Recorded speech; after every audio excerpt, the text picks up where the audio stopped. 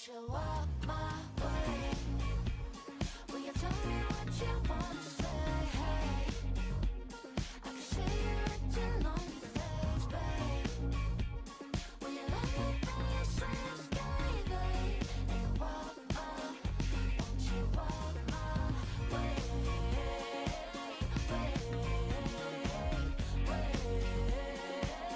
Won't you walk my way? Got me hypnotic, the symmetry of your body, yeah.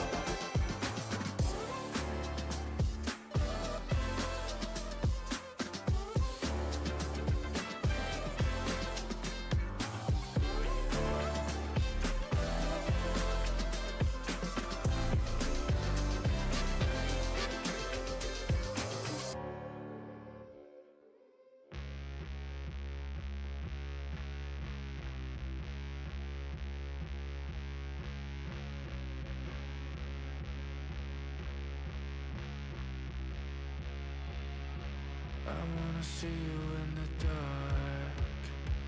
I wanna know you in the blackout, baby, and know how sick you really are, and watch you shapeshift. I wanna see how you contort when no one else is on the dance floor, baby. You only smile when you're sure, or when your legs shake. But I just like loving you. Your breath is bated, I know you like it too. I'll be your sadist, I just like loving you. Your body's twisted, begging me to be used. I'll be your ruin, I just like loving you.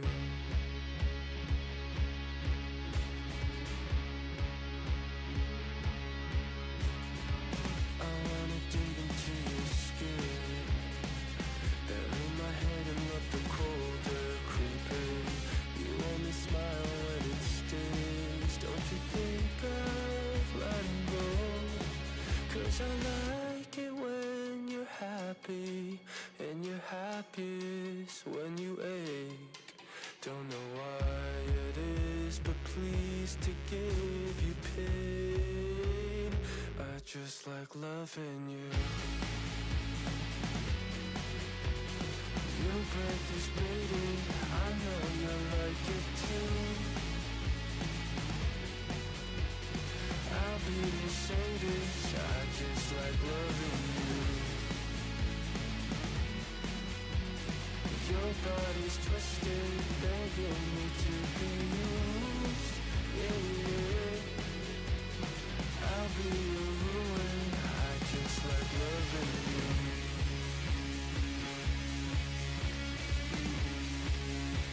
I just like loving you.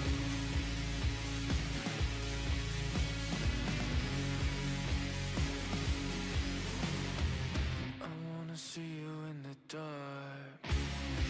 I wanna see into your black heart, baby. See how depraved you really are.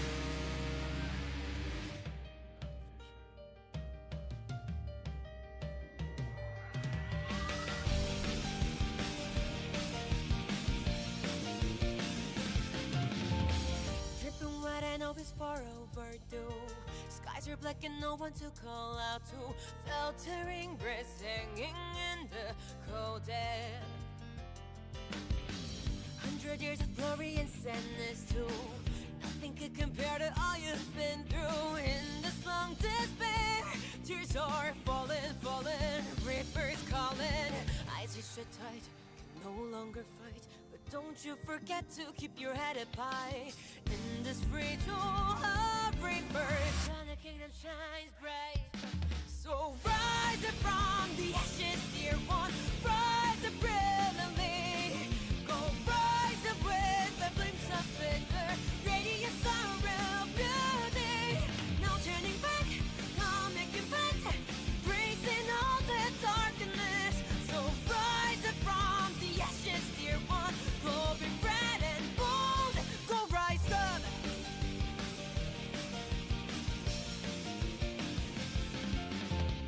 Towards the altar of the scorching bright sun. Nothing could stop your journey, oh no one. Despite all the doubt, you keep flying, flying. All are crying, you're here last. The time passed so fast, but don't you forget everything that's begun. In the burning flame you shine with a melodious cry. So rise up from the ashes, dear one. Rise up brilliantly. Go rise up with the flames of victor. Radiant sorrow, beauty. No turning back, no making back. Embracing all the darkness. So rise up from the ashes, dear one. Glory bright and bold. Go rise up.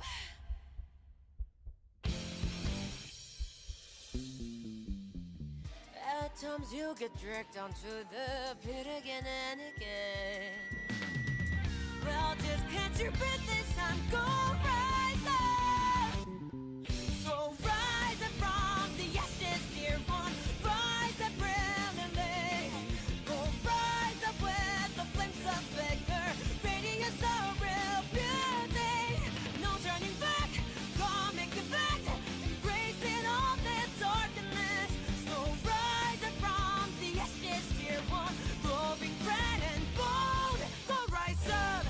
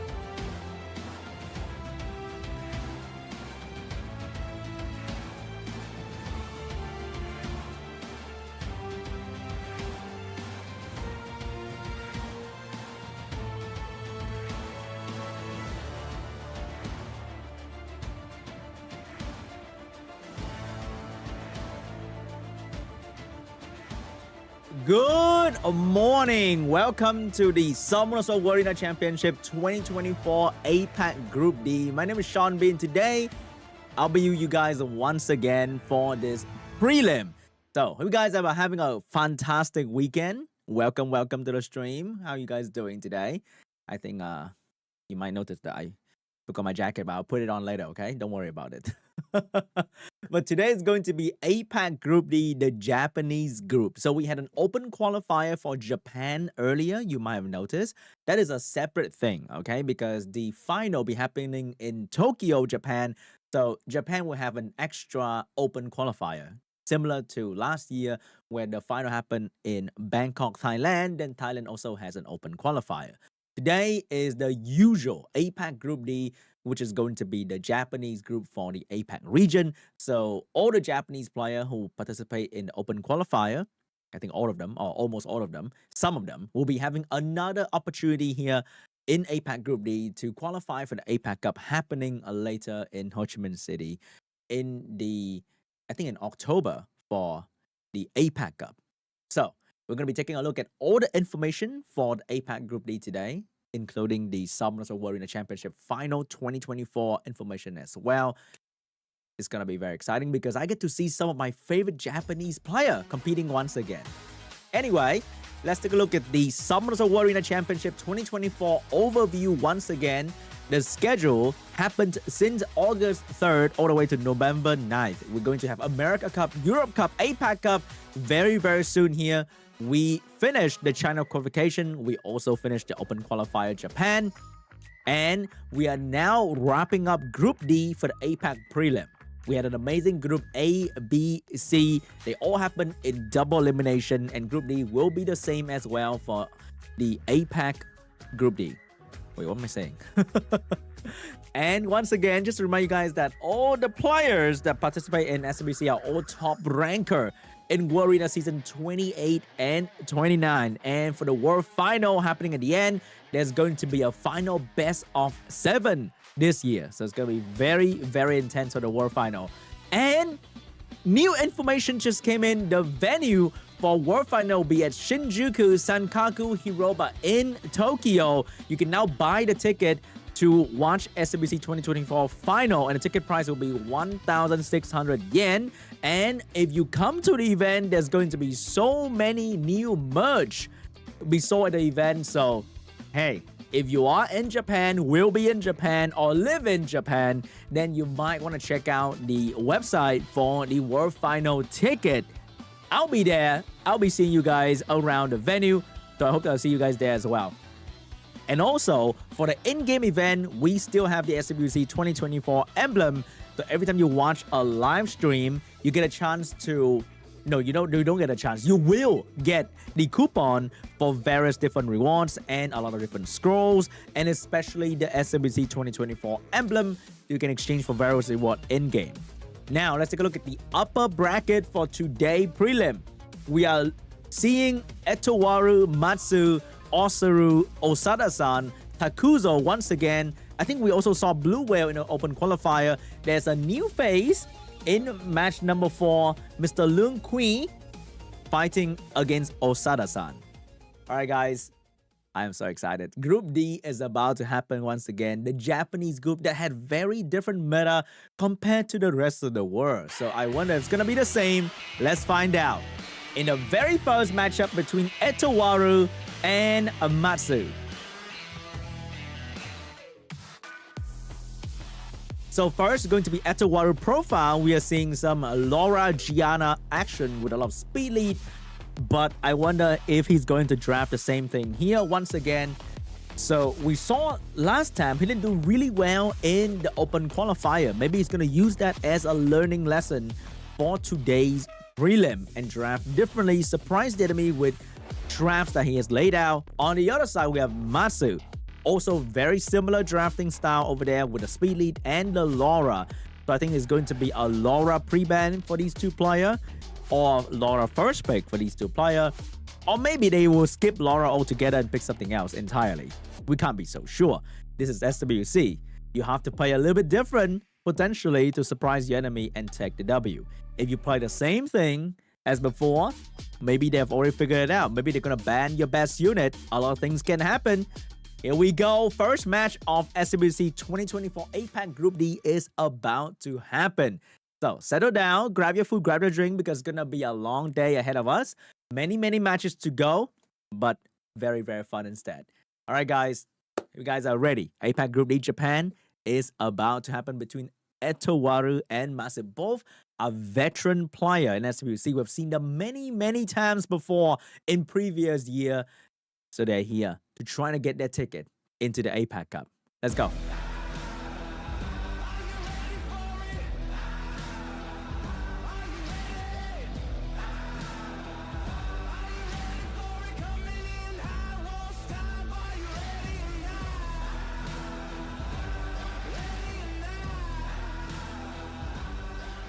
Round 1.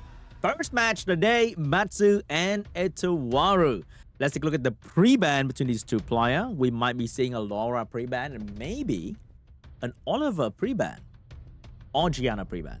We have a Gianna Yonhong pre-ban for two players. First pick for ETOWARU. Is he going to go for the usual Chandra cigar, or are we seeing something different today?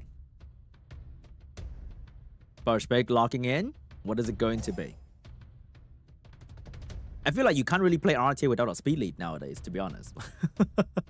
It is so hard to play RTA without a speed lead. And even for bruiser player, Chandra is like a must-have at some point. In the past, you used to get away with picking HP lead and ignoring speed lead altogether.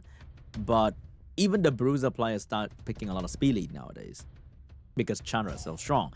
We have a Heigang first pick for ETOWARU. Very interesting. What is this Heigang going to lead into? Heigang is a very good middle ground between turn 1 and turn 2, because you can also go turn 1 with AoE strip, or if they are taking turn 1, they have to deal with Heigang passive, especially the Laura user. Because Laura strip doesn't influence attack bar, which means Heigang can gain attack bar for the entire team and strip away all the Laura's buff. The guard for the follow-up, very classic. So what's going to be the answer from ETOWARU? Is he locking in any speed lead here? And maybe something to counter Cigar. It's going to be the Okeanos for the AoE stun. Ciara for the speed lead. Very solid first pick from ETOWARU. Not sure if he's going to get first turn just yet, because looking like he's locking in 2 Vile unit and a Despair unit. Okeanos used to be on Swift back in the day, but nowadays he's most likely going to be on Vile for more impact in the match. We have Chandra over there, together with a Cigar and an AoE strip coming out from Laura, and Escher to lock in the turn 1 away from ETOWARU, potentially on Swift as well. So is ETOWARU gonna go for turn 2 here? Maybe put in a Juno and maybe something to counter the Cigar potentially. Look at how popular Chandra is altogether. but not doing so hot for open qualifier Japan. But very, very popular unit overall. Last two pick from ETOWARU. He's gonna go. Whoa. Usually you'll be seeing a Viva Shell, but no, that is. Oh my god, I can't remember her name on top of my head. Celia, yes. The light harp magician that can strip every turn and sleep at the same time. You usually see her in siege defense with a speed lead and a damage dealer, but you don't see this unit in RTA a whole lot because when enemy has a lot of buff like that, I don't think she's gonna be good. And Juno countered her pretty heavily as well. The Juno is gonna get last pick from MATSU. Are we seeing a Juno ban? And I wonder what is ETOWARU planning to do with that Celia over there. Very interesting. Last pick coming from him.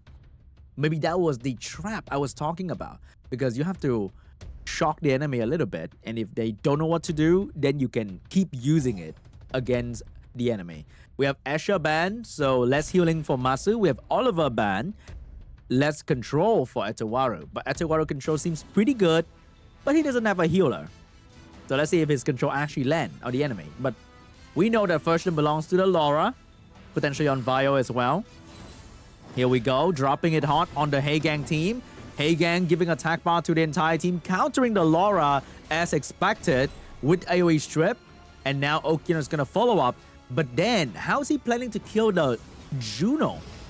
I'm not sure how hard your bomb will hit.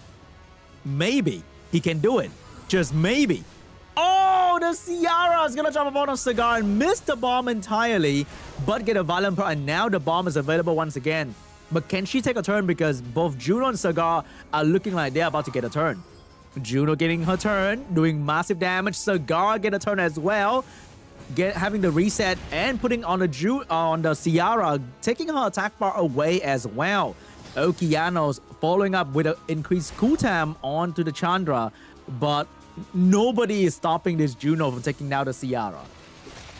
Here we go. Delia getting a turn, but no buff to strip, no sleep to be done. So what is she gonna do in this match?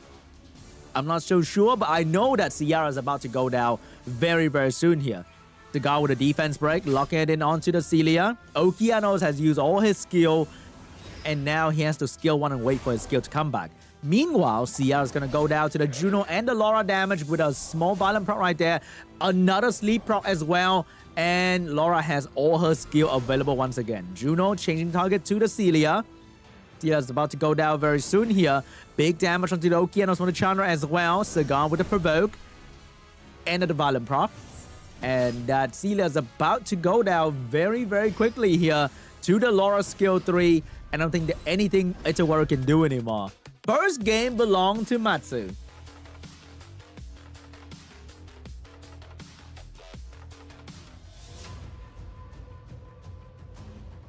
Man, I wonder what was that supposed to be. I think if he dropped the bomb on Juno and maybe killed Juno immediately, he had a better shot. But he wasn't confident about killing Juno, so he dropped the bomb on Cigar, trying to block his Violent and maybe do some damage. But he missed the bomb as well. And I think that is just the classic Ciara moment. Ciara is one of the most popular 5-star in the game because she's one of the oldest unit in the game. So a lot of people have Ciara. And that moment right there where she missed one of the most crucial bomb in the match was very iconic of her. We have a Ciara pre-ban. Alright, MATSU saw that Ciara missed bomb, but he is taking no chances against this unit. So we have the Ciara pre-ban and the Light Horse pre-ban from ETOWARU. Laura first pick once again for MATSU. Let's see what's going to be the counterplay. Is he going to lock in the Heigang? He will lock in the Heigang once again together with the Gianna. So Heigang is one of the biggest counter to Gianna. And now he's going to lock in both of them together. But they do not do too much damage together without Ciara. So if MATSU go with a very heavy bruiser, tanky stuff, then maybe the Heigang and Gianna might not be able to do enough damage. We have the usual Chandra. We might be seeing a Cigar as well, but maybe a Swift unit. No, it's going to be a Cigar once again. Which means he might let both the Heigang and Gianna through, because if you can tank the damage from the one Gianna bomb, you're going to be doing okay. Look at how popular Cigar is. Perfectly balanced win rate. Wait, how is it 51.1% when it's 94 and 94? math is not mathing. But anyway, we have Oliver and Smicer getting picked up because there's no immunity and cleansing from the side of MATSU just yet. But he can drop a Veramos right now, ban the Oliver, and Veramos will be an amazing force ban. Juno getting picked up to do damage, and Juno can be controlled by Gianna or Smicer very easily. The very solid last pick come out from MATSU right there. We're looking at another AoE cleanse, maybe, coming out from MATSU. He will be locking in the Yeonhong. He doesn't need cleansing. He's going to go first and destroy ETOWARU very, very quickly with the Yeonhong turn 1, potentially. And last pick from ETOWARU. Is he going to lock in a heavy fire unit to counter the last 2 pick coming out from ETOWARU? Are we seeing a fun LD5? A random Tianlang out of nowhere? What is it going to be for ETOWARU last pick here? I don't like to see Sela anymore, okay? Can we forget about that one in particular? We have a fire unit, but it's not a hard carry. It's more of a counterplay against the attack by pushback of Cigar. So maybe we are looking at a Juno ban, and I think we're looking at a Smicer ban. It's going to be a Smicer ban and a Juno ban because letting Smicer through without any healing cleansing might be a bit too dangerous. Here we go. First turn belongs to the Yeonhong, but next turn belongs to the Gianna. So I think this Yeonhong might have to boost the Cigar for the reset onto the Gianna here. He's going to boost the Chandra because the Chandra can give attack bar to the entire team. So both Laura and Cigar can move in front of this Gianna. I'm not sure if there's going to be enough attack bar for the Laura strip followed by the Cigar because the Gianna looked like she had very high attack bar in the very first turn. Blade Fan coming out, forcing the Heigang to take a turn maybe. Giving the Heigang attack bar. Here comes Laura. Ooh, it looks like Cigar's about to move if she managed to strip the enemy team. Here comes the strip. He's gambling a little bit. Can he move in front of the Gianna? Gianna loses. They will. And the Cigar with the help of the Chandra attack bar boost will move in front and get the provoke but miss everything else on this Gianna. But then that provoke stop her from going for the stun. Chandra with a big stun to the Heigang, but the Oliver is here to move as well because of the anti-pushback coming from the Lucia or the Fire Peel Vanilla. The Oliver was about to get a turn before enemy move, or maybe he resisted the attack, but I'm not too sure. But anyway, Gianna look like she's in a lot of trouble here, but before she go down, she will drop bomb and stun on the enemy team. Here comes the bomb with the Cigar, big AoE stun as well. Missed 2 strip, but get the triple stun the enemy. Missed the Cigar stun, but Cigar doesn't have the skill 3 anymore, so maybe it's not too important right there. Provoke onto the Oliver. Oliver's gonna get attacked by the Chandra. Very good damage, but get a violent proc to drop the skill 3. Oh, the Gianna is still surviving. Nobody's taking her down just yet. And that is looking really bad for MATSU because he doesn't have any healing at the moment. Gianna looking for a target. That's going to be the Yeonhong. Very good damage. And the shield and heal coming out from the Lucia. ETOWARU looking really good at the moment. Meanwhile, MATSU is in a lot of trouble just because the Cigar missed the reset onto the Gianna early on. And now Chandra having no skill. Cigar having no skill as well. And double despair stun for this Heigang. Gianna with the bomb ready to go. And it's going to be onto the Cigar, doing very good damage onto the Yeonhong at the same time as well. And this Gianna is also very tanky. Oliver taking down the Yeonhong. Looking for the next target. That's going to be the Cigar. Cigar with the bomb on his head. Not looking too good. He might go down to the bomb damage entirely. And Gianna can focus on another target. And the next target is going to be the Laura. Laura doesn't have any skill available. We're glancing on her. Less like to sleep, but get a violent proc instead. And she would not get another turn. Gianna's about to move. And Gianna has all 3 skill available next round. Chandra looking for a target for the stun. Can he get a stun through onto the Oliver? Could not get a stun through onto the Oliver. Oliver trying to get the attack from the Laura, but could not get it done. But the Gianna is gonna miss the bomb. Classic Gianna moment. But get a double stun onto the enemy. And right now is looking worse for MATSU. Violent part from the Laura, but I think it's a little bit too late at the moment because I think at this point the Fire Peel Vanilla could very well solo the last 2 units on the field, even with the Chandra damage. And ETOWARU will take game 2.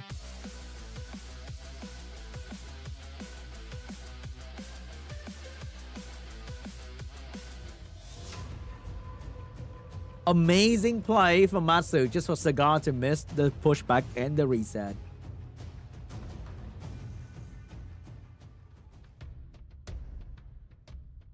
Round 3, here we go. What is going to be the pre-ban? I suspect the Yeonhong and Gianna once again because they are very, very good in both these players' hand. ETOWARU with the first pick. Is he going to lock in Haegang again? Because it countered Laura pretty well. And doesn't seem like MATSU without Yeonhong has a plan to counter the Haegang. No, he's going to lock in something different entirely. He didn't use Vanessa in the first 2 games. Well, Vanessa getting first pick here by ETOWARU, Laura getting drafted by MATSU. Maybe with a Chandra as well. Or is he going to lock in a Cigar? Because Vanessa goes well with Cigar. Maybe a Cigar first pick for MATSU is going to be more beneficial instead of taking a speed lead. Here comes the Chandra getting picked up first by MATSU, which give the Cigar to ETOWARU. Is he going to lock in the Cigar though? Or is he going to lock in some different thing entirely? Like a single target snipe kind of vibe going on here? On Ethna early on? He knows there's the Lion Horse coming, which can be very bad for you like Ethna. Wow.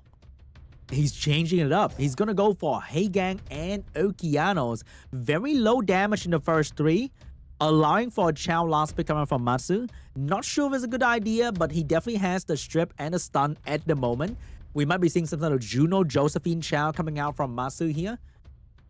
And then he's going to ban whatever damage that ETOWARU decide to go last with. We have a Chow. Tempting to go, but we have a Lucia as well. Many options. We have a Cigar, the good old Cigar, and the Asher. He decided to go with what he's comfortable with instead of directly countering the enemy. So what is going to be the last pick coming from ETOWARU? Are we seeing the Celia once again? I'm not too sure. I'm not a huge fan, but maybe. I think a Smicer is going to be great here. And maybe a Wind Monkey. It's going to be a Ciara coming out from ETOWARU. But what is going to be this last pick? I feel like Smicer is going to be great, but he might have a different idea. It's going to be the Dark Smicer. It's going to be the Zenisac. This guy cannot lose his attack bar to Cigar and can cleanse the team when they're stunned and can provide his own bomb and stun and a beautiful heal with the skill 1. A very amazing, well-rounded support unit. Sonya getting last pick right there. Potentially a ban onto the Vanessa to allow the one-shot combined with a speed buff from these other 2 light unit. So I think it's going to be a Sonya ban and potentially the Zenisac ban.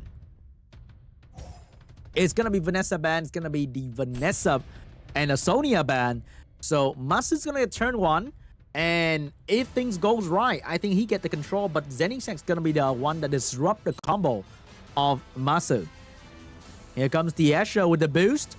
He need that to counter the Haegang attack bar gain after the Laura strip.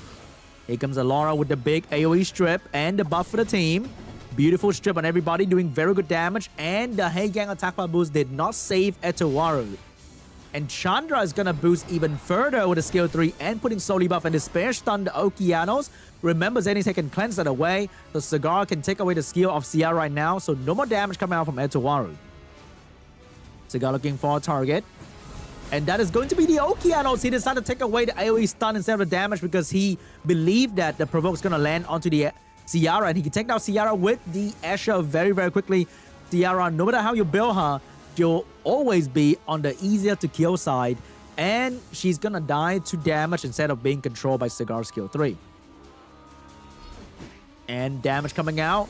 Revenge coming out. Cigar with a skill 2 available. Probably going to drop into the Zenisac to stop the bomb from coming. Land the provoke. More damage from the Chandra. Look at that amount of damage coming out. He doesn't have to even finish the Ciara because Chandra's going to do that. And more damage coming out from the Chandra on everybody. And this is exactly why this combo is so powerful. It control you, it slow you, and it do so much damage. And with the pushback and provoke, it control you for so long. And MATSU is gonna take game 3 with the classic Chandra Cigar. Pushback and provoke is almost 2-turn control from the enemy. if you don't violent proc. That's why Cigar is so popular in today's meta. And the free damage from Chandra, critting all the time, boy, that is a combination that is so unstoppable. That's why it's so popular. Round 3, same pre-ban. Oh wait, no. That is an Oliver pre-ban instead of the Sierra pre-ban that we saw before. Round 4. Here we go. First pick for MATSU. Is he gonna take the Laura first pick? He will. No way he's gonna give up Laura to the enemy. So what's gonna be the counterplay? Are we going with the same Hey Gang Sierra? You saw that the enemy countered with the Escher pick to give attack bar to the team. So maybe Hey Gang is not the play, but Hey Gang will be the play. So Hey Gang first pick for ETOWARU, locking in the Cigar, finally stealing the Cigar or the Wind Bison from the enemy.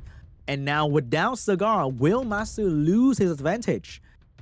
He's gonna go for the Chandra. Is he locking in an early Smicer? Usually you see that to replace Cigar as a wind control unit, but maybe it's a bit too early for the Smicer. It's gonna be a Yeonhong, leaving the follow-up for the last 2 pick to be more flexible. And he's gonna lock in 3 opener in the first round. What is gonna be the counterplay here? We don't have any healing. Oh wait, we do have healing, but it's not a whole lot. So are we locking in some sort of Smicer, Vanessa here coming out from ETOWARU?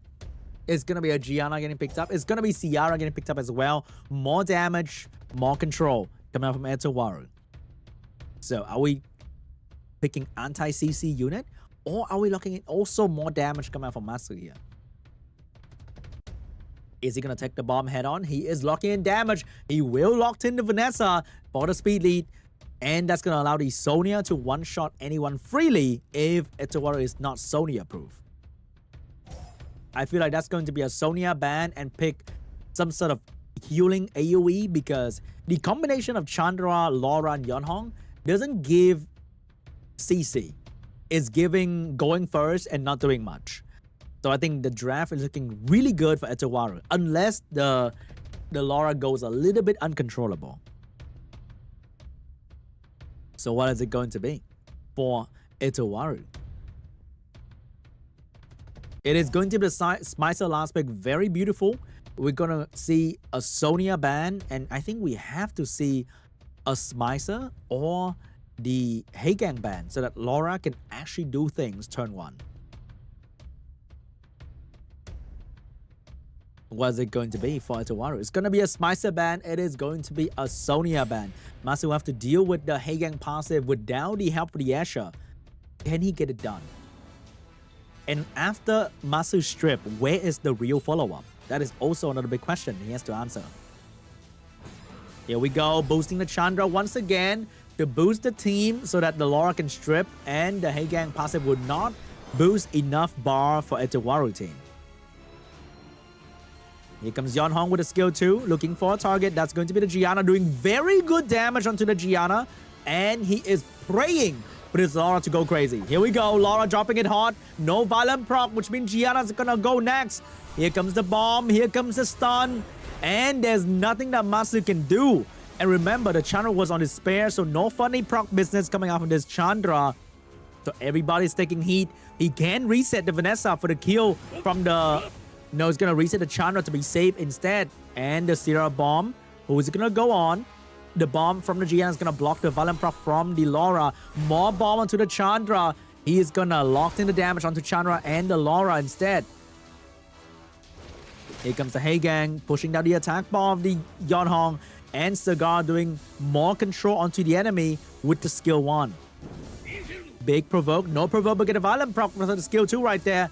Looking really good for ETOWARU at the moment. He got the control, he got the damage all locked down. And the Sierra with a 3rd bomb coming right up very, very soon here. Bomb detonated, big damage onto the Chandra. Could not get him down just yet. 2nd bomb onto the Laura. That's definitely going to take down the Laura here. Chandra's going to go down first, taking away the revive from Vanessa, which means Laura's going to go down for good. Here comes Vanessa trying to save the team right there. but there's nothing that she can really do. Hey Gang with the pushback ready to go once again, and Ciara with the bomb ready to go after that as well. More bomb on the enemy, and GG ETOWARU with the game 4. We are going for our first game 5 session. Very intense. Who's gonna go down in the first day? There is going to be a redemption bracket tomorrow, but you still want to win day 1 instead of going all the way down to the lower bracket. Game 5 pre-ban, potentially locking in the Gianna and the Yeonhong, 2 very high impact unit for both sides. To be honest, I might be locking down the Laura pre-ban instead of Yeonhong, to be honest. Or maybe even a Cigar pre-ban if you can't get first pick. It seems like whoever has Cigar has the victory. I think they're really thinking about it because they don't have to pre-ban the same thing. So maybe ETOWARU is going to switch the pre-ban. It is going to be the Asher pre-ban because Asher is the one taking away the advantage of Haegang in his draft. So that's going to be the Asher pre-ban for ETOWARU. First pick for ETOWARU. Is he stealing the Laura this time? He very well could, or he may not, because he know that if he can counter the Laura with the Haegang, then MATSU can do the same thing. So it's going to lock in the Vanessa first pick once again, the unit that he just beat in the previous game. Which means MATSU is going to go for the Laura and the Cigar once again, which means we might be seeing some sort of Haegang action. But is he going to lock in the Okeanos? He's going to lock in the Ciara early. We have Ciara, Vanessa, Haegang here. Will we see a different counterplay instead of Asher coming out from MATSU? It's going to be the same draft once again for MATSU. Very solid draft. Very weak to Smicer though. So we might be seeing some sort of Smicer and whatever last pick he might decide to go with. Definitely not. Maybe he might pick the Celia here. And that's going to actually be good in this position in particular. Ethna's going to be locked in for the last pick. Potentially outspeeding the Yeonhong.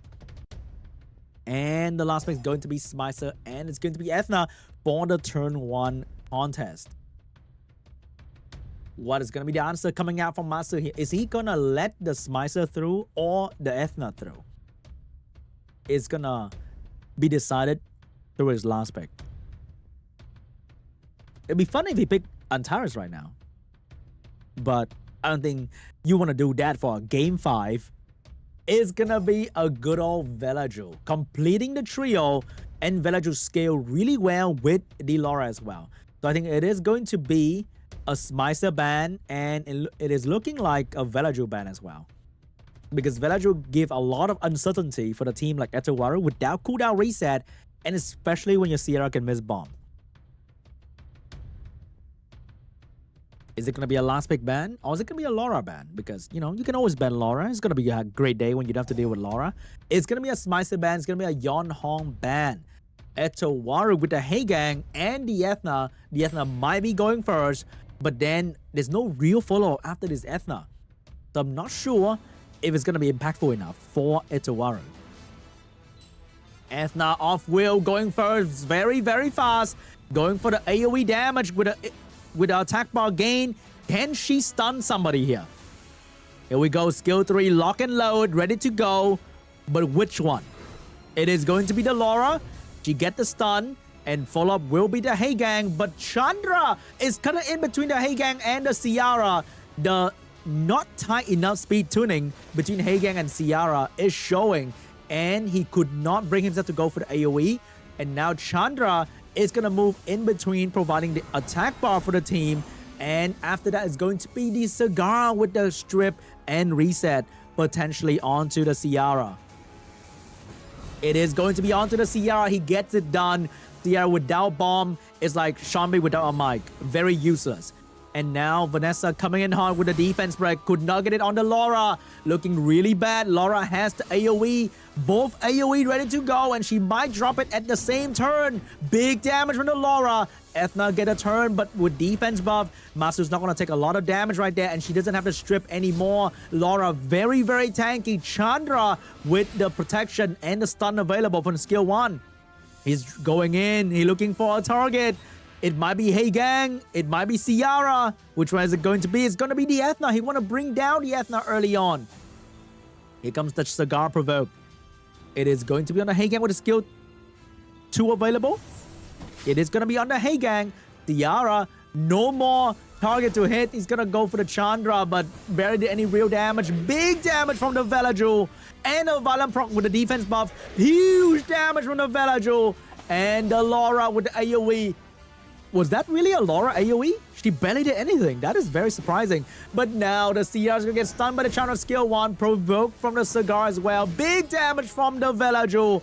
This might be GG. ETOWARU will go down to MATSU in the first round today. APAC Group D.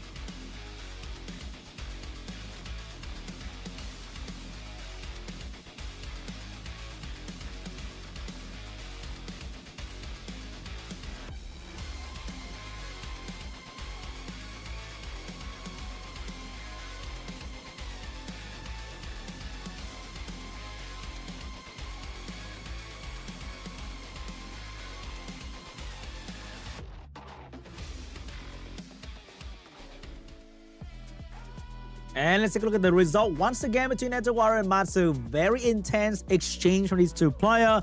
Win-loss, win-loss, win-loss all the way through to the very end. And MATSU takes the cake, moving on to the semi-final. ETOWARU will have another shot tomorrow in the lower bracket. Man, what did we learn today, chat? What did we learn today? Chandra Cigar is still on top. I can't believe it. It's been so many prelim, and we still can't break this combo, especially when it's powered by strong LD like Laura and Yeonhong. So MATSU is a very strong team, and I think you better ban one of his unit. I think banning Cigar is gonna be MATSU's biggest nightmare. Okay, just pre-banning Cigar, our first pick Cigar. Okay, because his team is really good when he has a real follow-up. Like Cigar. Without Cigar, you saw that MATSU team break down instantly because you go first, you strip, you have nothing, right? That's why you need strong follow-up, and Cigar is such a strong follow-up that you have to ban it. But anyway, that's for his next opponent to figure it out. Now we're looking at Blue Whale and OSSERU.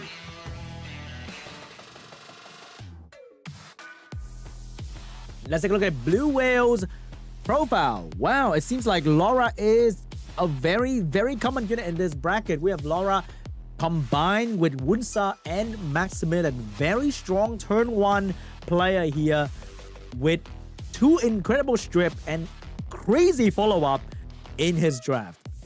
So it's going to be a tough opponent for OSSERU for sure.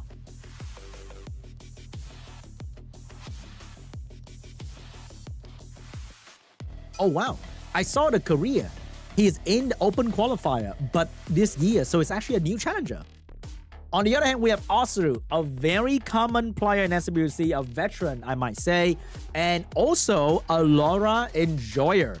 But his follow-up is different. He's more of a single target kind of guy with the Gapsu, with the Fire Bayak. So we have an AoE destroyer. Wait, no. We have an AoE enjoyer and a single target enjoyer from both sides of the table. OSSERU used to be a turn 2 player, but I think he's also adapted, and now he's going to go for double speed lead once again. All right, guys. Are you guys ready for round 2 of APAC Group D prelim? We're about to get into the match very soon here. Very intense first game between MATSU and ETOWARU. Round 2 between OSSERU and Blue Whale. Let's see which one we're going to see here. Wait. Hold up. I think we are getting some information on the screen. Oh, wait, never mind. My bad.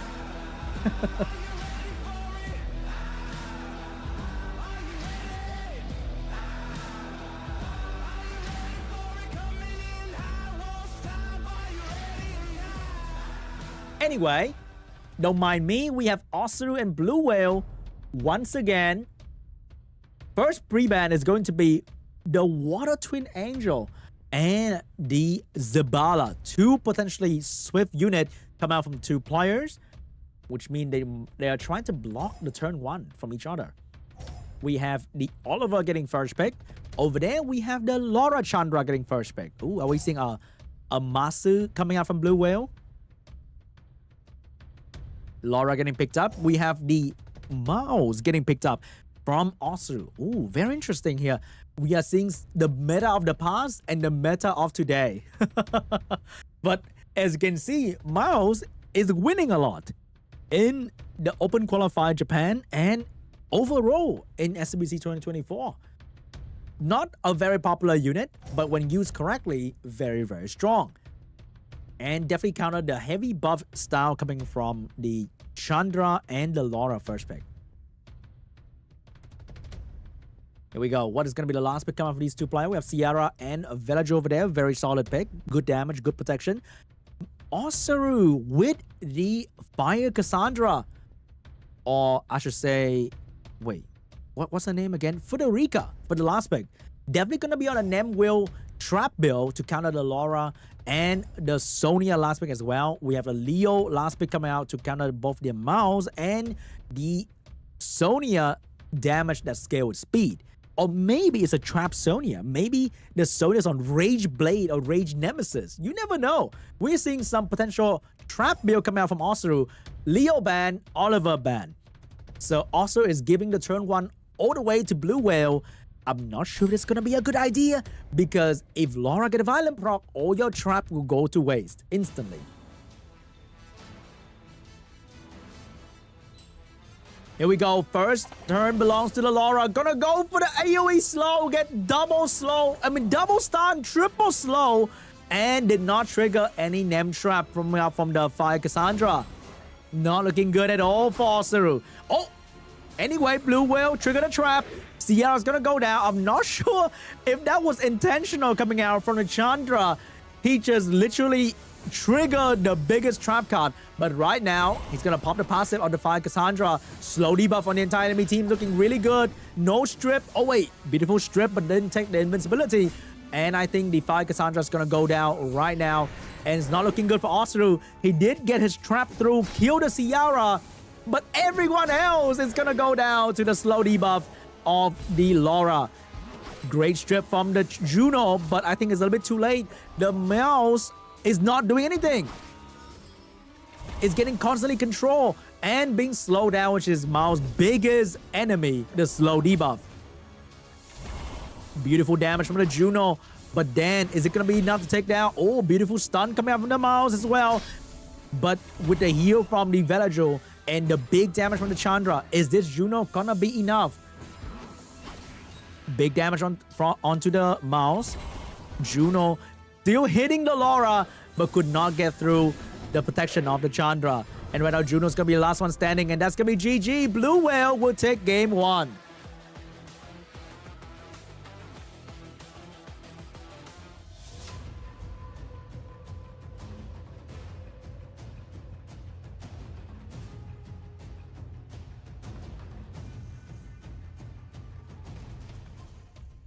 Let's take a look at round 2 pre-ban. The trap didn't really work out, and the Laura outspeeding the enemy team, putting slow debuff on the rest of the team was very, very crucial. Because if Sonya and Mouse managed to move, then I think Blue Whale might have been in a bit of a trouble. But the Laura was too fast for OSSERU to handle.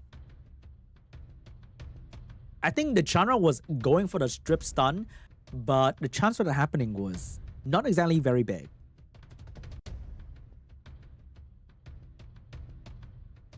Here we go, pre-ban locking in onto the Wunsa and the Oliver. No funny Wunsa business, no turn 1 coming out from Blue Whale, blocking it all together. But now, what's going to be the first pick though? He still have Zibala, he still have the Laura, very, very fast player. And the Heigang's going to be picked up by OSSERU to block the Laura.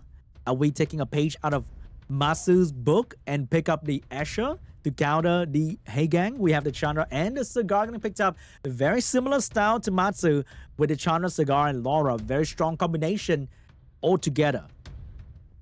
So what's going to be the play here? Are we seeing another Nem trap coming out from OSSERU here to deal with the Laura turn 1 together with the Heigang passive? Let's see what is it going to be. It's going to be a Marsha getting picked up here for some general good damage, but not direct counter just yet. Juno is going to be picked up to counter the Laura. And we have very fast pick come out from Blue Whale as if he knew that was about to happen. We have the Fire Bayek, or I should say Assure, and Velajul getting picked up last from Blue Whale for some protection and good damage. A very solid bruiser draft come out from Blue Whale here. He covered pretty much every aspect you need except for maybe some passive cleansing and healing, but I don't think he need that. And last pick from OSSERU is going to be a healer in the form of Belio. And it's going to be a water unit to counter the last two fire. We have a Cigar Band. We have a Hey Gang Band. So no pushback coming out from Blue Whale. And OSSERU will lose the ability of the Hey Gang to deal with the Laura first turn strip. But then there's also a thing called Juno Revenge, which, oh my god, the Juno is extremely fast from OSSERU. And that's going to come in between all that unit. But can she stop the Velajul? She will not stop the Velajul. Chandra is about to move as well. Fire Bayek is going to move as well, which means the immunity is going to come up from the Velajul. If that happens, there's nothing that the Sierra can do. You better not trigger the Abelio passive. He will go for the silence onto the Sierra. Beautiful cleanse. And right now, Blue Whale is very stabilized. AoE immunity available. No more strip coming out from OSSERU. And Blue Whale can do as much damage as he wants in this immunity window. Protection coming out from the Chandra. Big damage onto the Sierra. And now Assure will need to bring down something quickly. And that might be the Masha. No, it's going to be a Sierra. Huge damage coming out from this Assure. And that's going to be the Sierra going down to the Fire Bayek. And the next target is definitely going to be the Masha, the second damage dealer on the side of OSSERU. Blue Whale strategy is taking down the enemy damage dealer one by one. Meanwhile, oh my god, that Abelio damage was crazy good and is looking really bad for this Assure right there because I don't think Blue Whale has enough healing, but he's gonna Violent Proc. He will have healing next turn in the skill 3. Silence available. Silence onto the Masha, giving Abelio a turn. Abelio going in. Huge damage on this Assure, but big damage from the Villager as well. And it looks like the Masha is about to lose her bees. Masha will lose her bees, but will gain some extra damage. Good damage onto the Laura. Very good damage onto the Laura. Coming out from every unit of OSSERU. But slow debuff coming out from the Chandra as well. This Laura needs some protection because the moment Villager hit the Masha, is going to trigger a Belio turn. He will not trigger a Belio turn. He will get this defense buff onto the team to keep this Laura alive. Very good damage. Take down the Masha. Abelio get a turn. Abelio will boost attack bomb to Juno. Juno is going to get a turn soon as well. Big damage coming out from the Abelio onto the Laura. Juno getting a turn. Strip available. Will she drop it? No, she won't. She will go for the skill 1 for the damage. Looking really good for OSSERU right now. Punisher damage from the Velajul. Very good damage from the Velajul. Juno almost got 2 shots by this Velajul.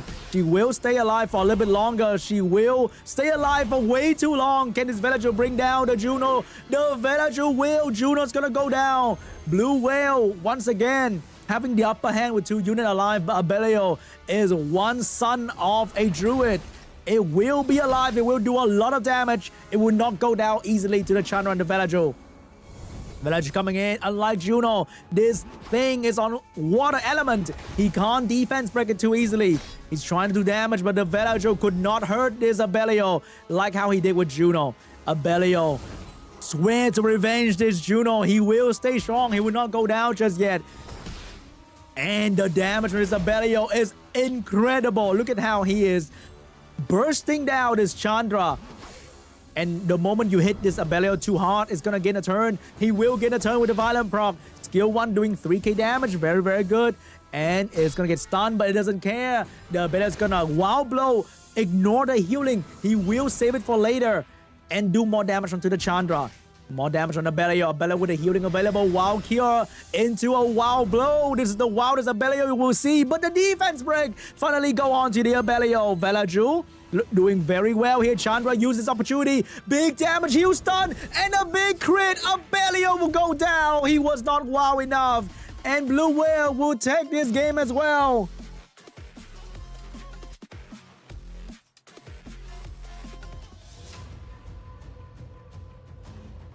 Are we seeing our first 3-0 today?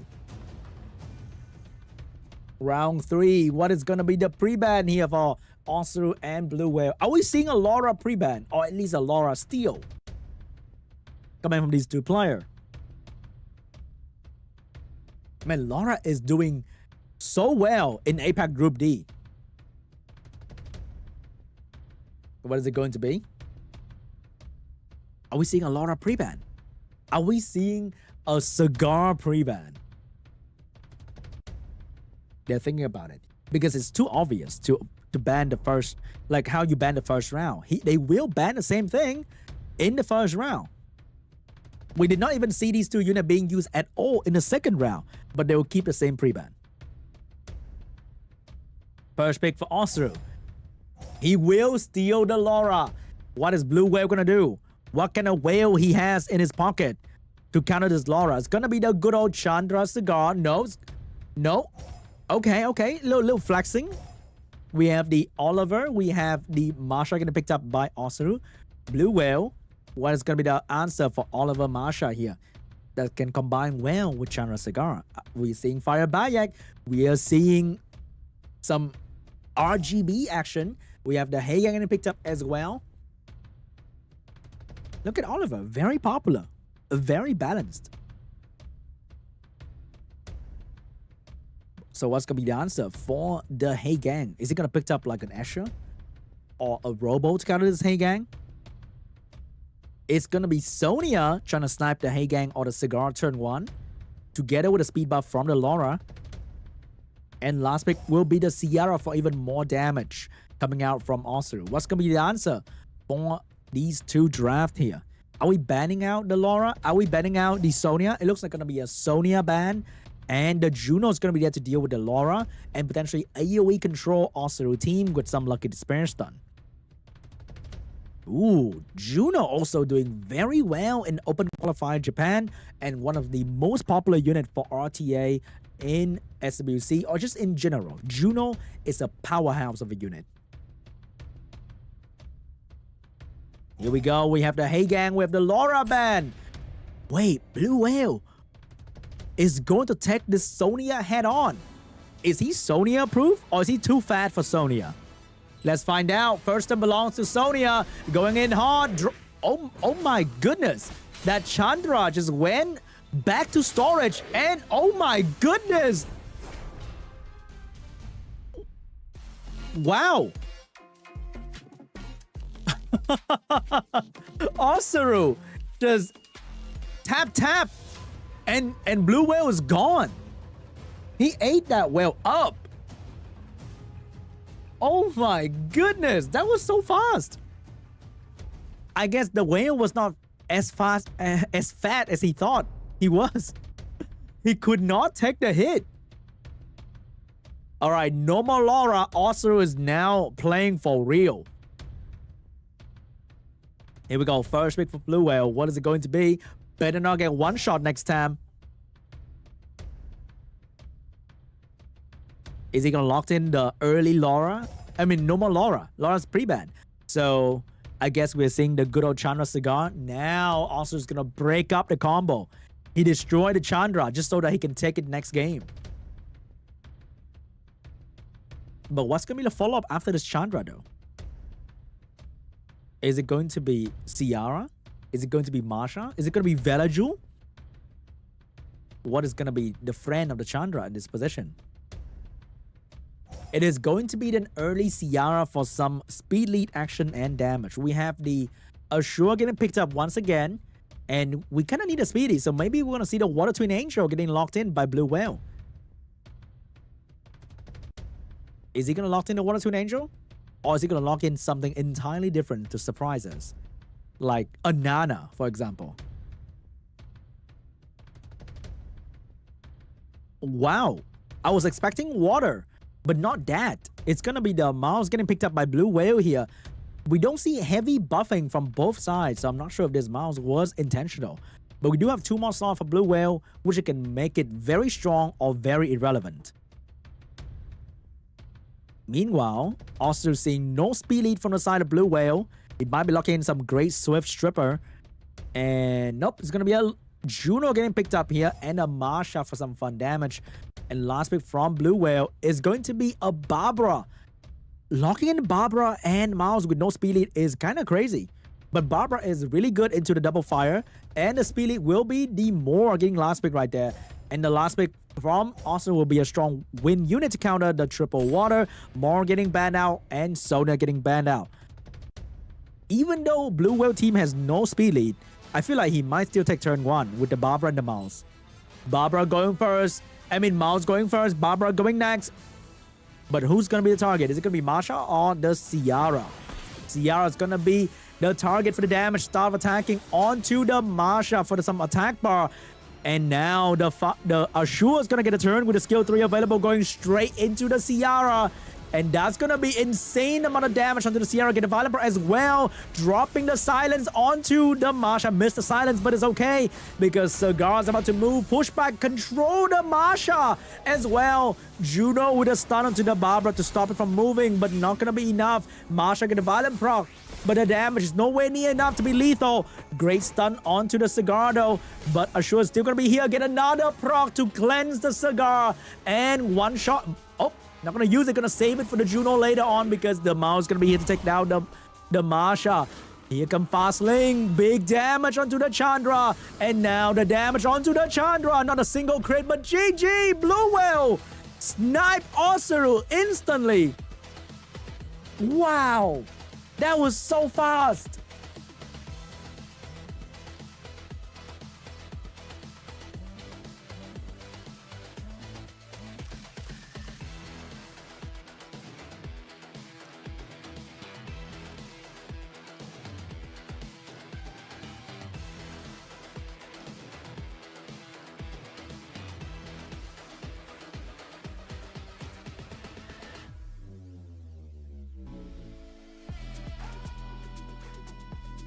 And Blue Whale 3-1 OSSERU to move on to the semi-final.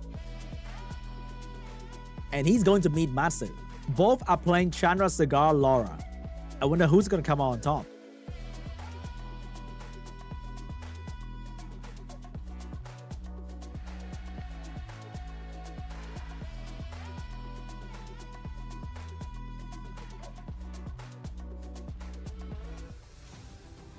And here is the result of the first 2 matches. MATSU and Blue Whale will be proceeding to the semi-final. Meanwhile, ETOWARU and OSSERU will be meeting one another in the lower bracket that will be happening tomorrow.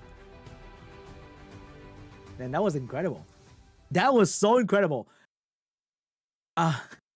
OSSERU snipe Blue Whale like instantly.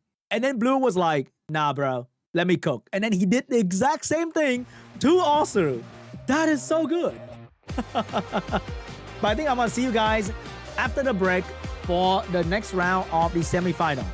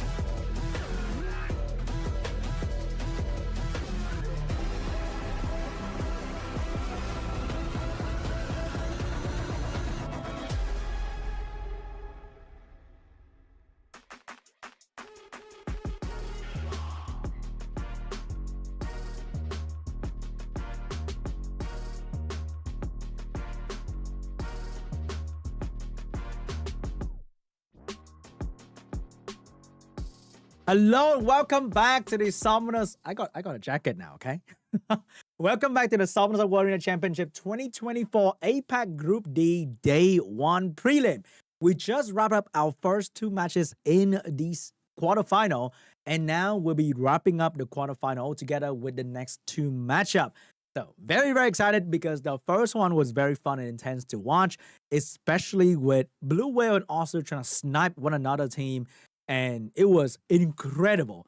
Imagine you get sniped, you don't feel anything about it, you return the favor instantly with another double snipe, and that is what I want to see in SWC. That was so cool to watch.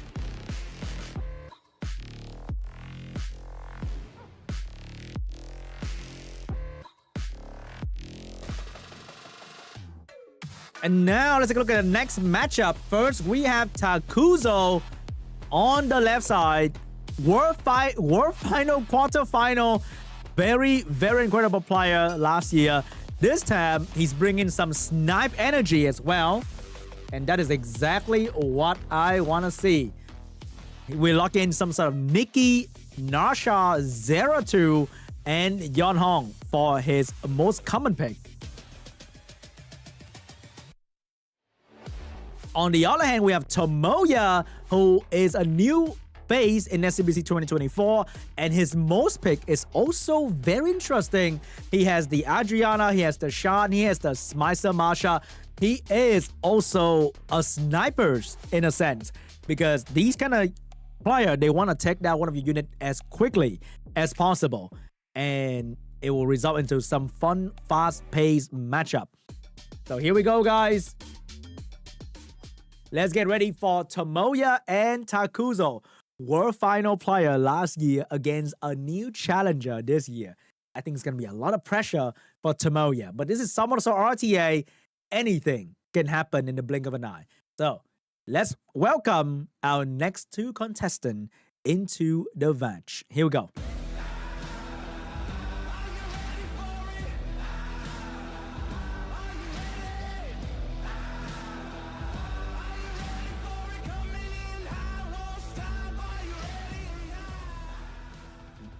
Now, what is going to be the pre-ban between Tomoya and Takuzo? Are we seeing some sort of Vanessa Adriana pre-ban? We are seeing Chandra Cigar once again. We are having the Cigar and the Light Horse pre-ban. Nobody want to deal with RNG, especially RNG with the Light Horse on top of it. That is way too much RNG. First pick for Tomoya. Whoa. Huh? Really? Really? Over there we have Vanessa and 02. So Takuzo will have to decide whether he want to play into the Leo or he want to ban the Leo. And I'm not so sure. Huh? He's picking the Marsha with the Leo. Wait, is this a trap Leo? Or is it a real Leo? Like, this Leo could be very fast and it would not affect Marsha damage. But anyway, no strippers, so Takuzo is going to lock in the Wusa. And we are having a Artemiel very counter to both Leo and Marsha. I am not sure what Tomoya is cooking, but I think Takuzo is responding it really, really well. So what's going to be the counterplay here? Maybe Leo is going to stay in the field. Maybe Tomoya have to pick something that works well with his Leo first pick. Huh? That is going to be a Shan, a unit that I would say fear Leo every day, every night, in every nightmare. Shan hates Leo. And they're on the field right now. Very interesting. Last pick coming out from Takuzo will be the Velajo to deal with the Shan stun. I think it's going to be a Heigang ban, and it's going to be an Artemiel ban. Every unit on Takuzo team is actually really good against Tomoya's team. Here we go, guys. First game looking very strange already. I'm not sure what we're watching, but I'm very sure we're watching SWC 2024 APAC Group D Prelim Day 1 between Takuzo and Tomoya. 02 getting banned out, Heigang getting banned out. So Tomoya doesn't have strip, and Takuzo has double immunity. One of the classic strategy in the book. Here we go, Leo going first. Wait, the lack of speed on the Nana is concerning. I think it is a fast Leo. It is a Leo that will bait you into picking Leo counter unit, but it's actually really fast. I think. Because the Leo seems like it's faster than the Nana. Anyway, Masha going in. Okay damage onto the Vanessa. Shan going in, but no damage available. No chance to stun. Nothing's gonna happen. Speed buff for the team. But what is Tomoya gonna do? Because Takuzo team would never run out of immunity. And he also have triple healers on his team. So this Vanessa is not gonna go down anytime soon. Shan actually critting. Which means Shan is faster than the Vanessa. Which means this is actually a trap Leo. But does that mean anything? Because Shan could kill the Vanessa. And that will be the end of his moment on the match right now. He's going to go down very quickly to this Artemio damage right here. Very good damage from Artemio. And there's nothing Shan could do. Oh wait. This is the moment. Never mind. The moment was just gone. That was the smallest window opportunity for the defense break to happen from the side of Tomoya, and it was gone in an instant. Leo is constantly hitting Velagio to dodge critting to not give the Artemio a chance to revenge and do damage. But Artemio is going to move anyway because every time Masha takes a turn, she's going to crit and she's going to give Takuzo Artemio more attack bar. Masha is going to go down soon as well because without defense break, she is not going to penetrate any of these units. They're very tanky and they can do a whole lot of damage while being very tanky at the same time. Especially with a Velagio and Artemio on defense buff. Masha's going to go down as well. And I think that is pretty much it for Tomoya's strategy right here. He first picked the Leo. He want to block the Nasha. But I think he was too committed into blocking the Nasha. Now he has to pay the price. He can't do any real damage. And he's being heavily punished by not having any strip available on the team with the Hei Gang being banned out. So I would say nobody let Tomoya in the kitchen once again, ever. Takuzo taking the first game.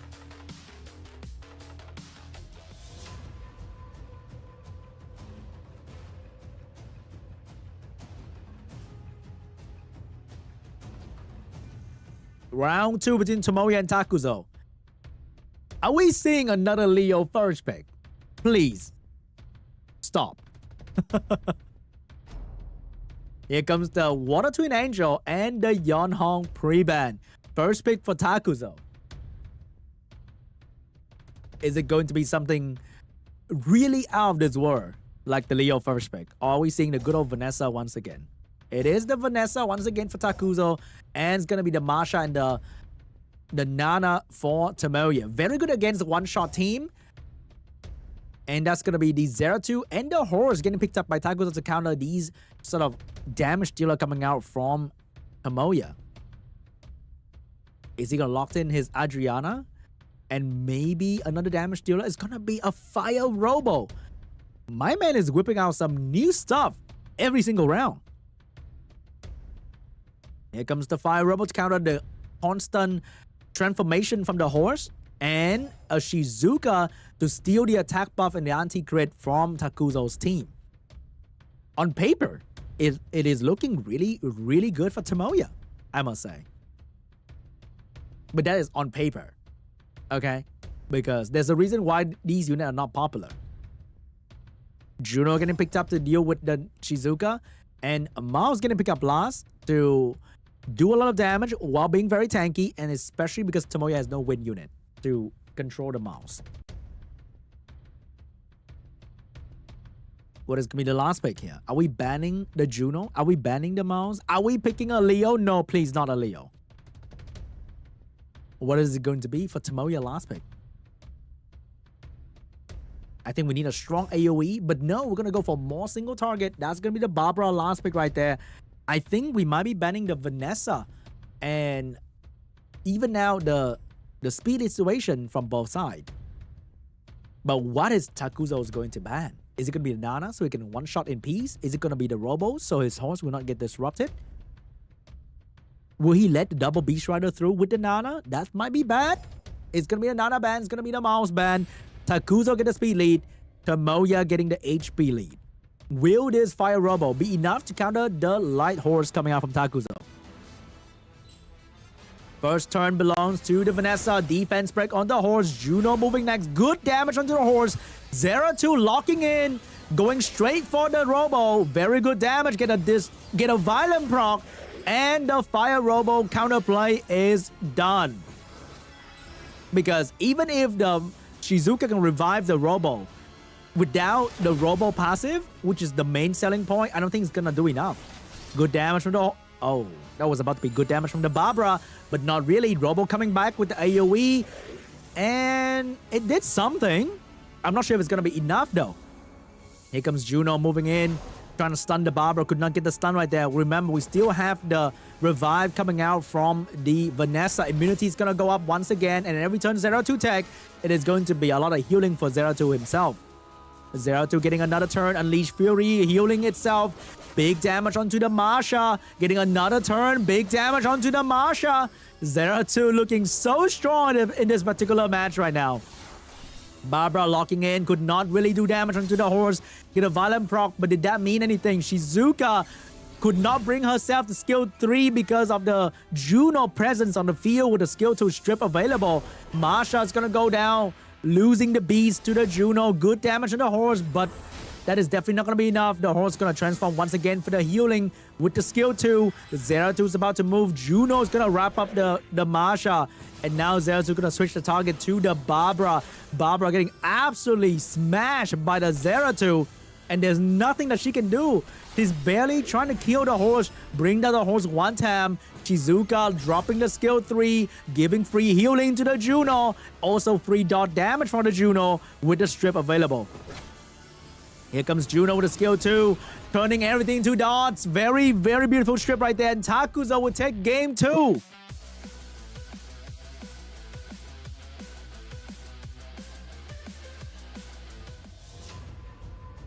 As you can see on paper, Fire Robo is the anti-Vio.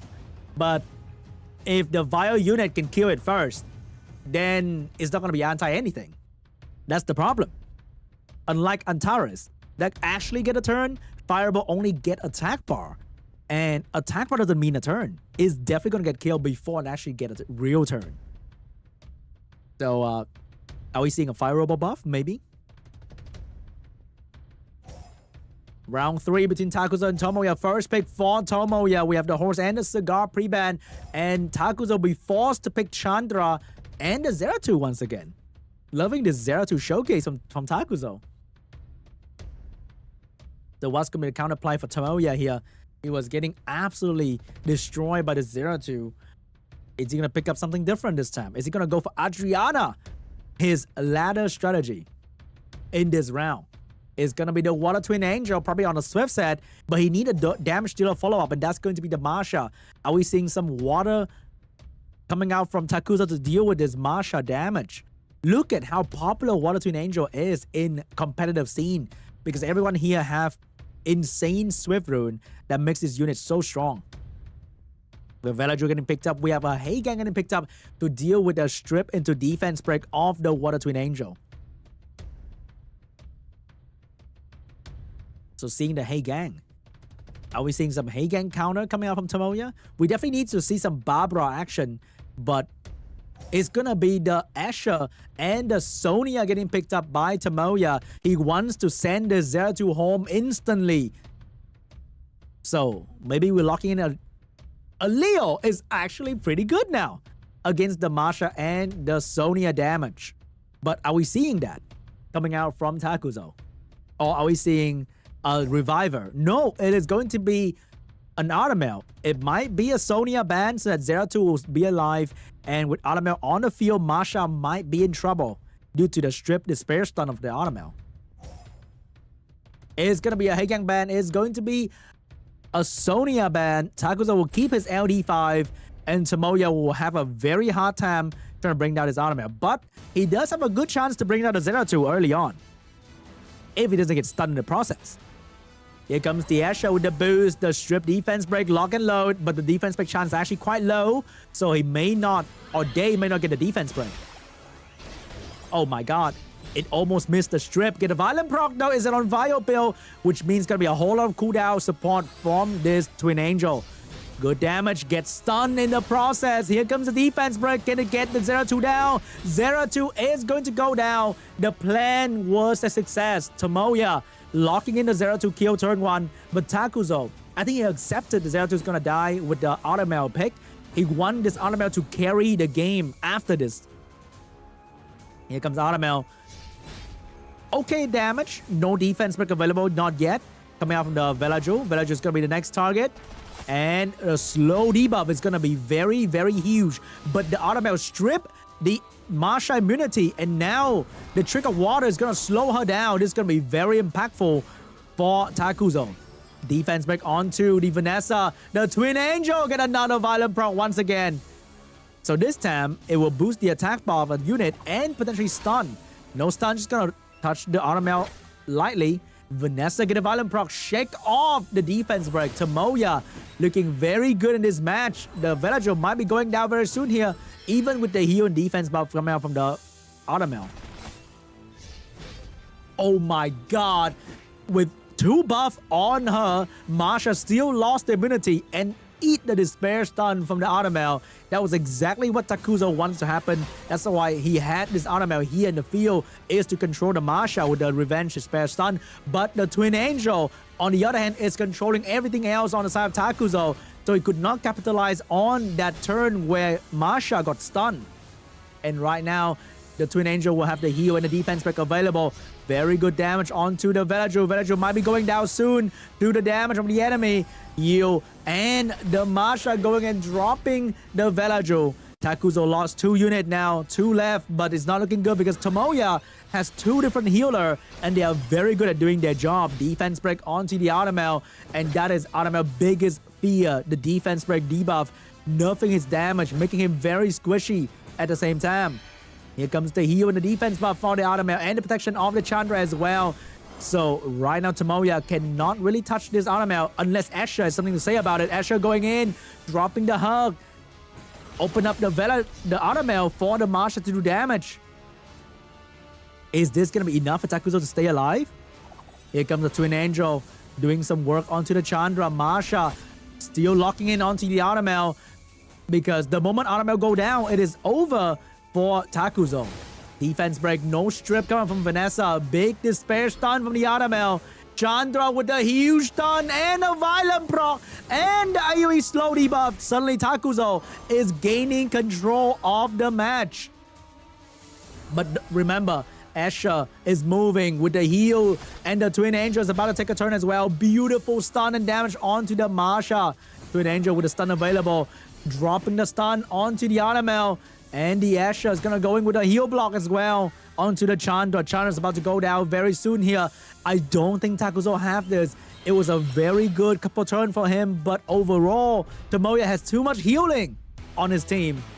Finally, the comeback from Tomoya.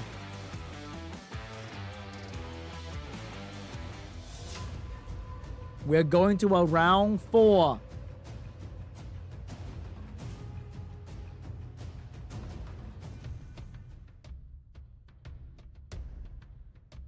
Are we seeing a 0-2 pre-ban? Or maybe even an Asher pre-ban, but the Water Twin Angel did a lot of work for Tomoya, especially on a Vio build. So that's going to be the ban for Tomoya, and Takuzo will lose his Yonhong as well. So first pick for Takuzo. What is it going to be this time? He definitely want to lock in the Vanessa for his damage dealer team. And it is going to be the Vanessa. Tomoya not having the Vanessa. Are we still locking in a speed lead and a Sonya strategy? I don't think the Nana and the Masha is working. Of all things, he stole the 0-2 from Takuzo. Now that is a statement. Stole the 0-2, forcing Takuzo to go with a Narsha instead. So, maybe this time it is the game for the Leo. The real Leo. Please stand up. Because getting outsped by a Narsha Might not be a fun thing for turn 2 team. We have the Robo to deal with the transformation of the horse. And we have a Leo. But is this the real Leo or is it a fast Leo? We can never tell. So what is it going to be for the last pick of Takuzo? Are we locking in some fire heavy unit to counter the Leo? But we are seeing the Ethna being picked by Takuzo. I think it is going to be a Leo ban, but he needs more damage to deal with this Robo. It is going to be a Kinky to deal with 0-2. It is one of the best strategies to deal with 0-2 in Siege gameplay. I'm not sure how effective it is in RTA because this 0-2 is being controlled by human, not AI, so we will not have to be forced to hit the Kinky. Last pick from Tomoya. We might be seeing the horse ban followed by a big AoE fire unit like Rika or Carno. Or is he locking in something wild? It is going to be the Marsha last pick. Maybe he thinks that the Kinky is going to get banned, so Marsha's going to be good. Or maybe this Leo's fast, so Marsha doesn't lose that much damage. I have no idea. At least we don't see Sean with Leo on the field. That's a relief. Let's see what's going to be for these two players. What is going to be the ban here? This very weird draft from both the player. We have a Kinky ban. We have the Robo ban. So Takuzo will have to fight the Leo. And Tomoya will have to fight with the horse. Seeing how his team rely on critting with the horse on the field, that is some bad RNG that's about to happen. Pretty lead. And we have HP lead. Here we go. First turn belongs to the Leo once again. Oh my god, Vanessa outspeeding Ethna. It is a slower Vio Despair Ethna. It is a Vio Vanessa for sure. This Ethna is really slow. Wait, it is even slower than the enemy Marsha. Marsha's doing a lot of damage. This Narsha is in big trouble, but anti-crit is about to go up. With anti-crit up, can 0-2 actually kill this Narsha? How slow is this Ethna? Here comes damage from the 0-2. Anti-crit ready to go. Will he crit? He will crit. All three attack and strip the Ethna as well. But Ethna being very tanky because she's low on Vio or Despair, whatever it might be. Ethna going for the first turn Shatter. And skill 3 available, dropping it hot onto the 0-2, stealing the buff, and get a violent proc to do it all over again. Get a full turn, and maybe, just maybe, but not quite yet, is not going to get another turn right there and tank the Leo hit, taking down the 0-2. Nasha going in. Nasha almost taking the Leo as well.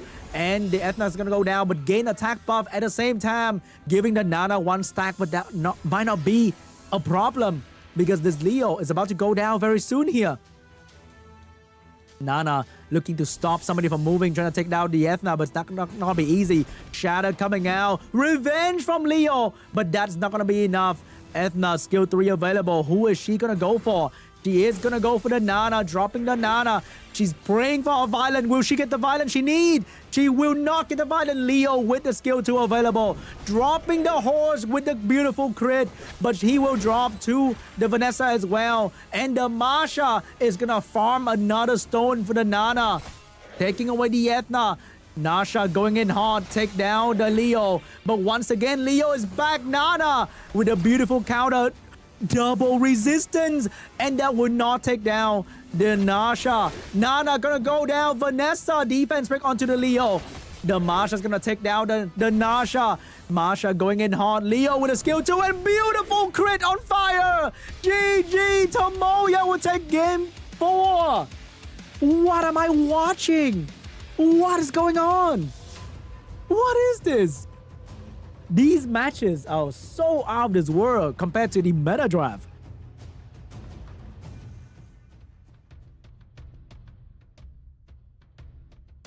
Game 5 between Tomoya and Takuzo. The strangest combo in this prelim. We have a Marsha and an Eleanor pre-ban for these two players. First pick for Tomoya. Definitely gonna go with the Vanessa first pick here.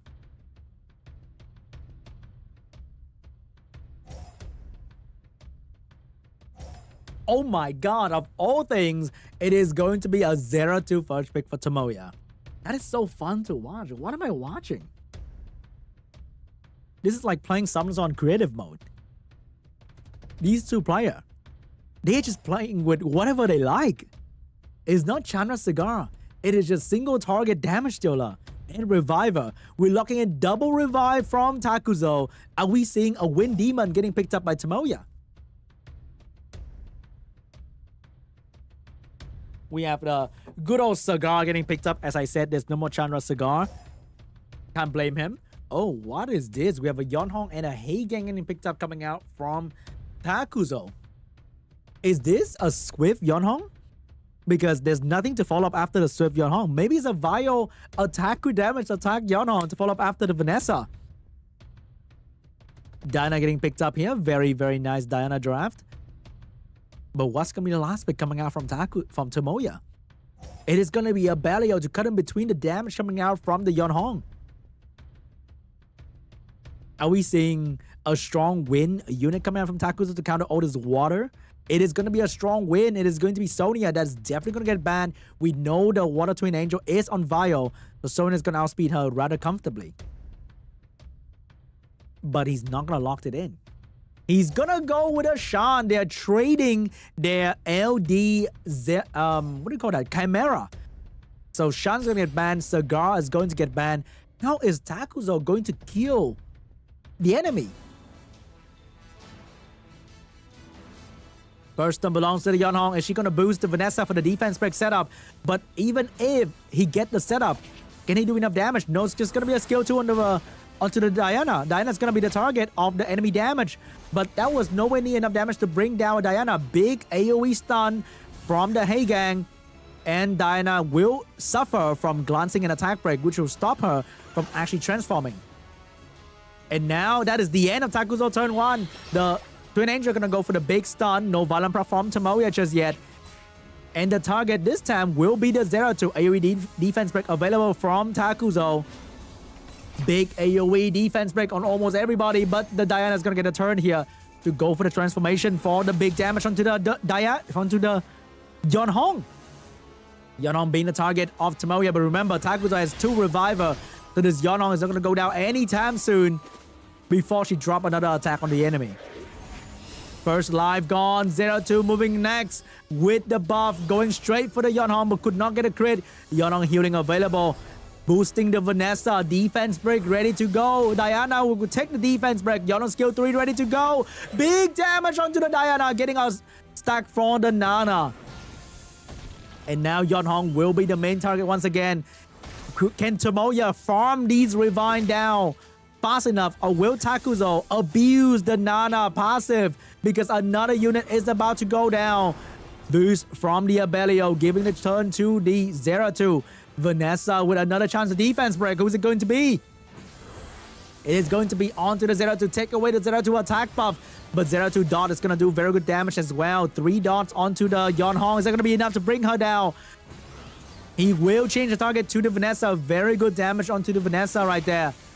The race shall now begin. Yeonhong will go down, but Nana will bring her back up. Abelio will bring down the Yeonhong once again. Yeonhong is not going to give up. Yeonhong is here to stay because heroes never dies. Yeonhong is going to be alive, but 0-2 will bring her down once again. 0-2 going in, smashing this Yeonhong against the wall, but she will not go down. She will still be here, and Yeonhong healing is available. Heigang looking to bring down the enemy turret. Despair stun, big stun onto the Abelio, but that's not going to stop him from moving anytime soon. No healing for Yeonhong. And finally, Nana is out of revive. Vanessa revive will activate soon. Defense break. Give the turn to the Abelio. Abelio is going to bring down the Yeonhong. Finally, Yeonhong will go down. Defense break available. Big damage from Vanessa. It's going to be on 0-2. It will crit. It will not take down the 0-2. While Kira will move in between, giving the 0-2 the turret. And the Abelio is going to do so much damage on this Vanessa. Takuzo missing the most important crit of this entire game. And 0-2 will miss the crit too. But the Twin Angels here take down the Vanessa. And a Violent Proc. This might be GG. Tomoya taking away Takuzo 0-2. and destroying him with his own best unit, the 0-2. GG, Tomoya will take game 5.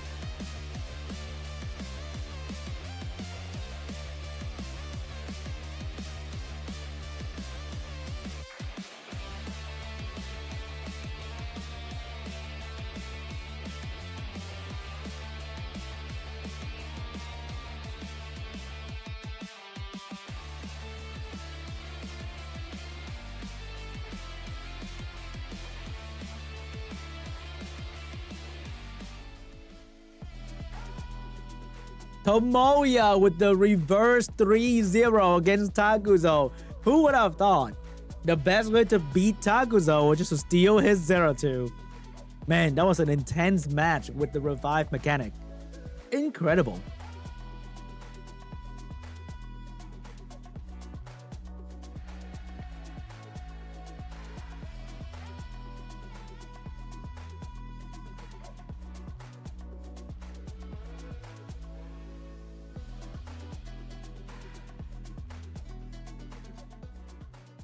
Oh wait, I'm sorry. Oh my god, I messed up again.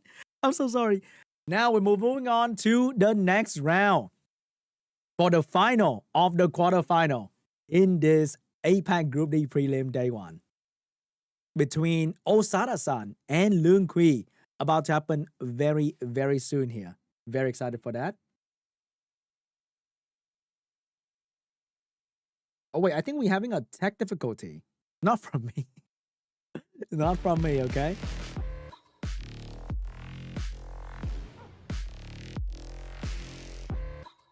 All right, let me check with the team real quick. I'll be right back. But here we go. We have our first player is OSADASAN, who is featuring an entirely different strategy once again with the Han and the Viva Chell.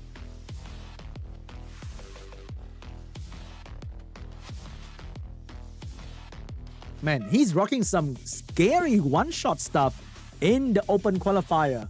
So, will he bring that back to the prelim this time around?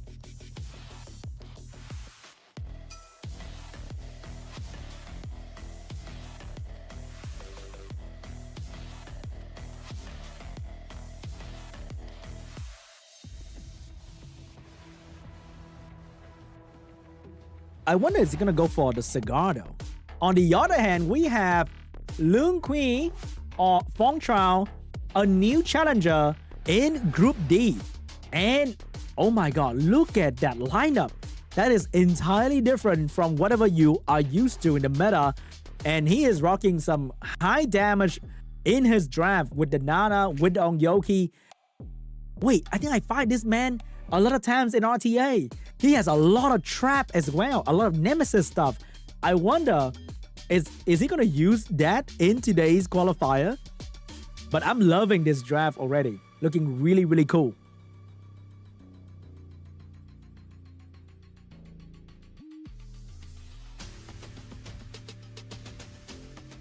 All right, guys, let's get ready for the final round of the quarterfinal between LUONG and OSADASAN, happening really soon. Two very unique players.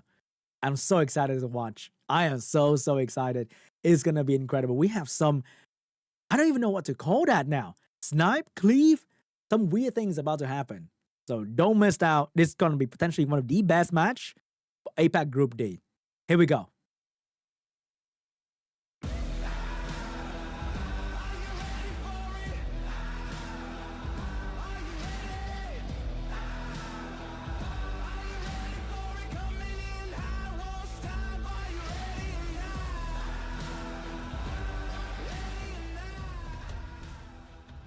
Right, boys, we have the pre-ban for OSADASAN and LUONG. What is it going to be for the pre-ban? Are we seeing Ongyoki? We are seeing Adriana and Han getting pre-ban in the very first round.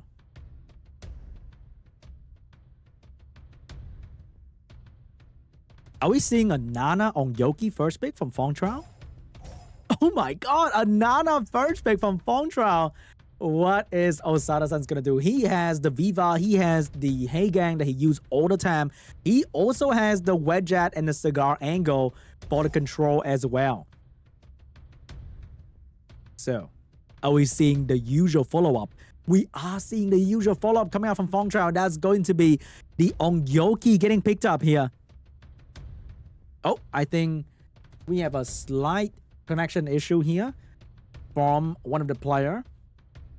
But man, I am looking forward to this Ongyoki stuff, whatever that will be.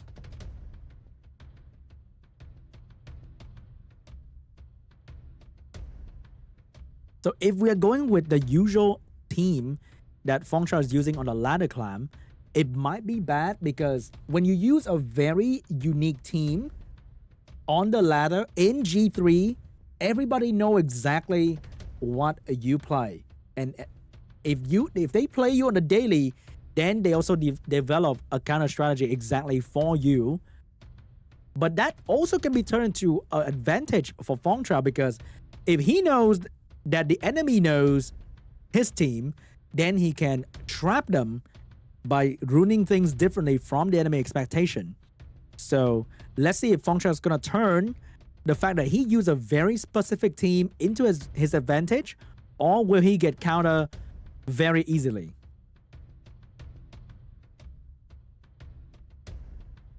Let's see what's it going to be.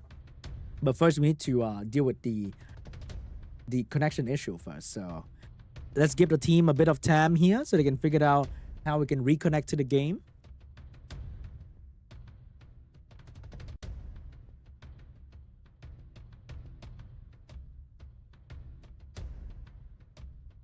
Give me a moment, guys. I'll check with the team and see what happened.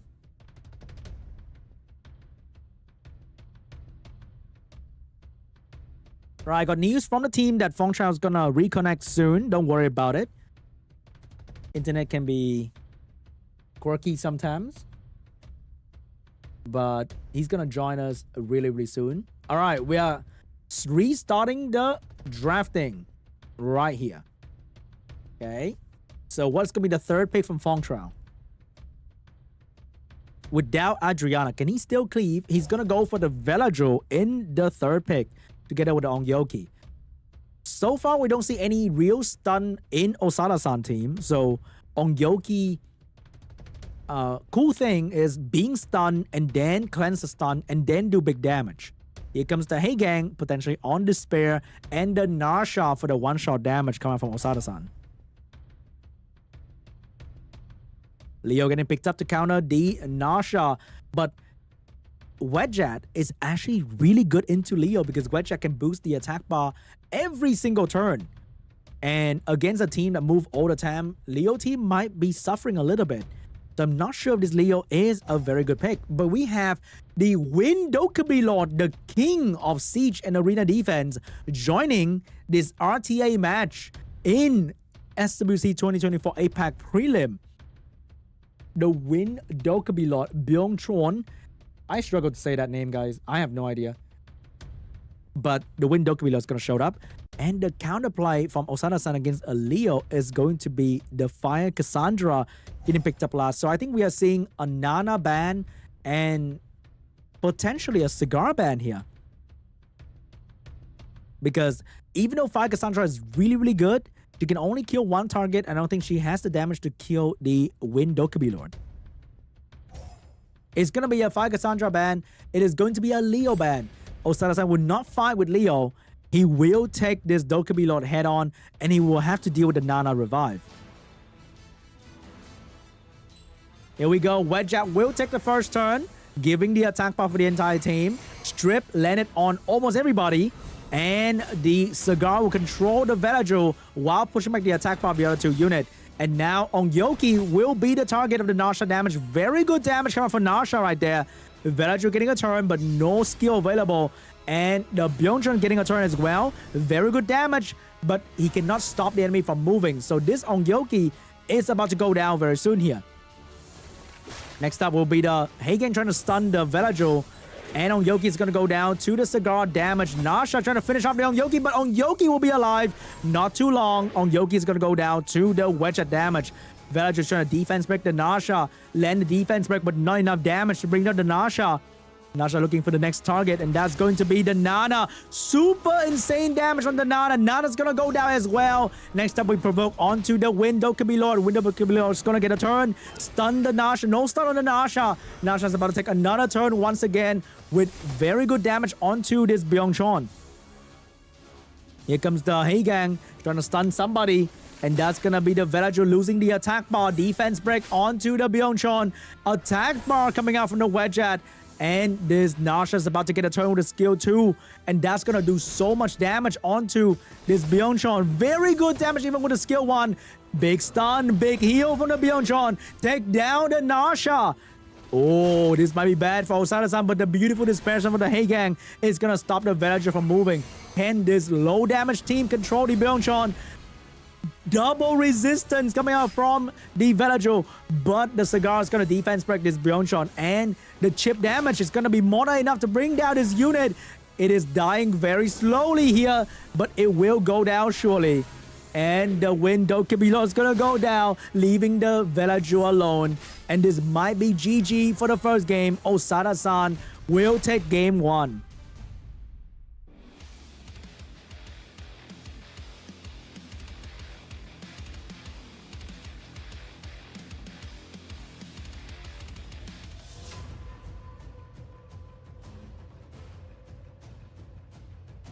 Round 2 between OSADASAN and LUONG. Are we seeing a Nana on Yoki pre-ban coming out from OSADASAN? And I think Fongtrao has to ban out the Wedgeat or the Nasha. It's going to be the Wedgeat. It is going to be the Dark Cassandra getting banned out. First pick for OSADASAN. Is he locking in the Han, or will he steal the enemy Nana or Adriana? He's gonna steal the Adriana. Fongtrao locking in the same draft, and OSADASAN will lock in his favorite combo, Han and Viva Chell. What is gonna be the counterplay from Fongtrao here? Because both players run very specific team, which means they know exactly what's coming ahead. Oh, no Viva. It might be a different thing. It might be a Dark Robo getting picked up here for the strip, because he knows Fongtrao might be going for a speed lead. It is going to be the Viva getting locked in from OSADASAN. Shizuka getting picked up here. Very solid unit to steal away the enemy attack when speed buff for the Yoki. And the Fire Cassandra getting picked up as well, so that it can potentially cut in between and one-shot the Han in the process. Are we seeing some sort of Cigar Dark Robo getting picked up by OSADASAN for the control in the strip? Or are we seeing even more one-shot damage with the Nasha? It is going to be the Mook Wall getting picked up from OSADASAN for the strip and the potential Despair Stun, and not to mention the glancing debuff onto the Fire Cassandra as well. And the last pick is going to be the Nasha for even more one-shot damage on the side of Fongtrao. What is going to be the counterplay here? Are we locking in potentially a Leo? No. Gonna be locking in the Abelio, because Leo is getting countered by Viva Chell. So you can't even counter this Nasha with Leo. It's gonna be Abelio to hope for the heal in between the big single target damage coming out from OSADASAN. Here we go. What's gonna be the ban here? Are we seeing a Nana or a Abelio ban? And I think Fongtrao is going to take away one of the damage. It's going to be a Nana ban. It's going to be a Nasha ban. OSADASAN will keep his Han. He wants to kill something. Can this Abelio cut in between to save the teammate from getting one-shot by Han? First turn belongs to the Mook Wall. He is on Despair. He's going to go for the threat state onto the Adriana. Big strip. Everyone off immunity. And attack buff going in. And the Yoki is going to say goodbye in the very first turn. And next up, the Adriana is going to take the attention of the Federica. And the Han is going to snipe another unit coming out from the Viva Chell attack bar and HP swap. Looking really bad for Fongtrao right here. Oh no, here comes the Oblivion. Did not land, which means the Han will go down to the... Oh my god, it's a Vile Federica. Take down the Han, get a turn, and the passive getting propped immediately by the Mook Wall. This might be the moment for the Cassandra to one-shot another unit here with the help of the Shizuka. Cooldown reduction. one-shot damage available, but is it gonna get controlled by the enemy team because Moonwalk and Despair Stun? Here comes the threat state on the Adriana, glancing debuff, and it's gonna go down as well. Shizuka, last one standing. Can she bring it back for Fong Trao? She get a turn, but didn't do much. And right now, the Viva is gonna do some good damage. The Moonwalk is gonna do some good damage as well. Here comes the buff coming out from Adriana. Huge buff. Protect the team, giving this Viva a lot of damage because remember, Viva's skill 1 scale with attack and speed. With this amount of buff, she can do so much damage on this Shizuka. More control, more debuff. Shizuka, she can't do anything, and this will be GG. OSADASAN will take game 2.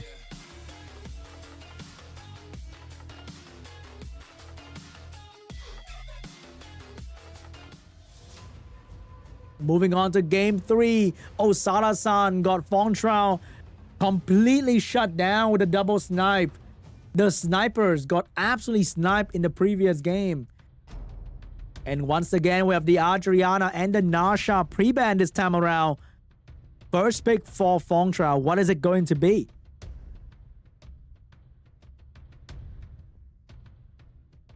What is it going to be? Is it going to be the Nana first pick once again? It is going to be the Nana, which means OSADASAN is going to go for the Cigar, and he's going to steal the Velodru of Fong Trao. We are seeing the Dark Cassandra getting picked up together with Ongyoki for some great damage. We have the Wedge getting picked up to pair really well with the Cigar and the Velodru. But what's going to be the damage for this round? We are locking in the Han once again. Han's always a great pick. Double Reviver with the Beast Riders coming out from Fong Trao. And the last pick will be the Heigang to counter the strip defense break. Wedge getting banned. Dark Cassandra getting banned out. Fong Trao will be getting turn 1. But can he actually bring out the enemy without any real defense breaker? Because the defense break of the Vanessa will be countered by the Heigang. Here we go. Vanessa getting the first pick here. Going for the Han. He's going to go for the raw damage. Han getting focused. Han is going to go down soon. This might be the moment. Fong Trao taking... Oh, he could not take down the Han, but the Han will go down to the Violent Prop, the Ongyoki. But here comes OSADASAN's turn 2. This is exactly what he thought would happen. One unit will be sniped, and the other 3 will carry the game. But I think Fong Trao actually have this one in the bag because OSADASAN team now has a lot of control, but the lack of damage will be the downfall of OSADASAN team because he can't bring down anyone fast enough together with the Nana revive. This is looking really good for Fong Trao. Here we go. Defense break. Nope. Not going to even care about stripping at all because Masha and Ongyoki can do more than enough damage without any need for defense break. The Cigar is about to go down soon. There's nothing that OSADASAN can do. Fong Trao coming out on top in this round, looking really good with a double revive strat. Here comes Ongyoki getting targeted, but Masha is going to take care of this Cigar easily. And that might be GG. Fong Trao with the comeback.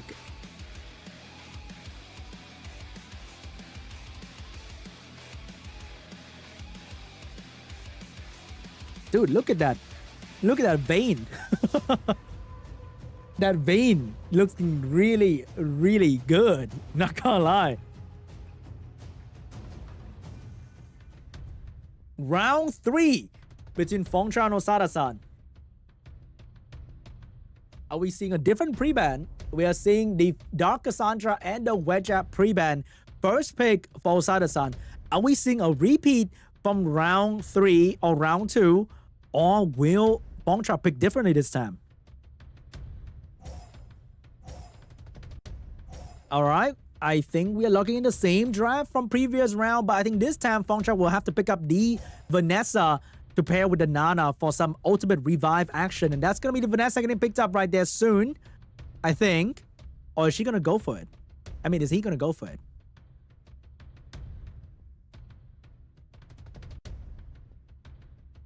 He's going to lock in the Sonya and the Vanessa in a slightly different order. But it's going to be Vanessa Sonya here. Big one shot. And double revive. Will OSADASAN locked in some anti-revive stuff? Or is he going to snipe the enemy through the revive? It is going to be a Leo locked in. And a Carlos to counter the revive coming out from Fongtrao. Carlos is extremely dangerous against revive team because he can snipe constantly all the unit getting revived from these units. So I think it's going to be a Carlos force ban here unless Fongtrao has some great Carlos counter. Which I have no idea what it's going to be though. But I think it's going to be a Carlos ban and something to play into the Leo. It is going to be the Fire Cassandra. I think. Nope. It's going to be a Tableau. It might be a Leo ban. He will play into the Carlos instead. He needs to kill this Carlos as quickly as possible if you want to lock in the Tableau last pick. So I think it's going to be a Nana or Tableau ban, and it has to be a Leo ban here. So he can play with his Sonya and Tableau. It is going to be on Yoki ban. It's going to be the Leo ban. Oh no. Am I seeing a Sonya crit on Carlos? Because it might be the only play. For real. Here we go, guys.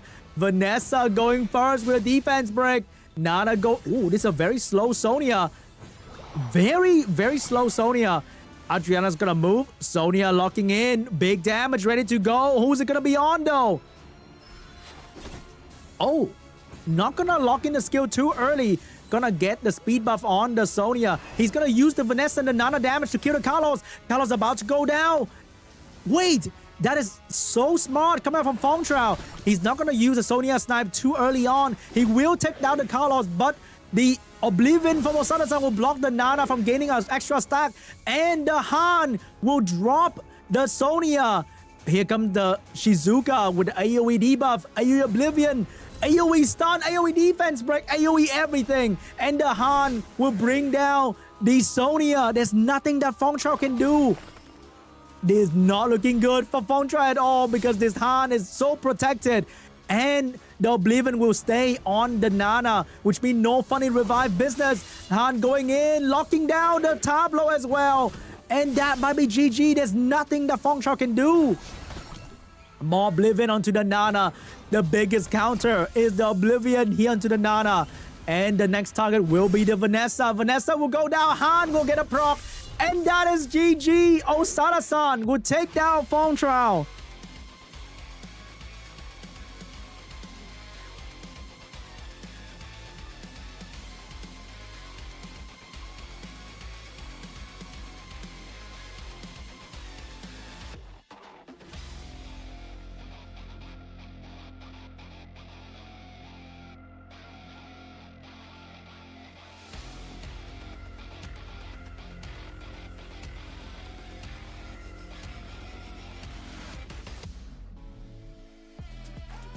And this is the result between OSADASAN and LUONG, aka Fongtrao. OSADASAN will move on to the semi-final, and his opponent will be competing in the lower bracket tomorrow. It's not the end of Fongtrao just yet. We will be seeing his very unique drafting tomorrow once again. And let's see if it's going to be unique enough to beat his opponent to get a second chance for the ticket into the APAC Cup.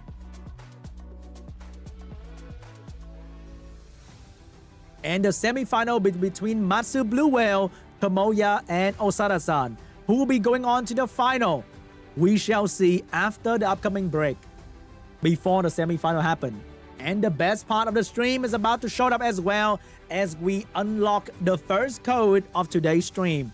So don't worry, guys. The first coupon code will be happening before the break. We're going to have the break and we'll be moving on to the semi-final very, very soon here. Thank you so much for watching all the way through the quarterfinal with us. I think those were some incredible matches. But you know what's the best part? It's going to be the first code. SWC2024 JPN Odeban for 200,000 mana, 1 scroll, and 1 emblem. Don't worry, guys. Those who are on Android and iOS, both of you guys will be getting the code link in the chat down below. So pay attention to the chat because the admin will be pinning the code down below. So don't worry about it. You will get your code. You will get your scroll and the mana, especially the emblem, for you to exchange for more stuff in-game. And that is it for the quarterfinal. The next semi-final match but between MATSU and Blue Whale. And that will be happening after the break. See you guys soon.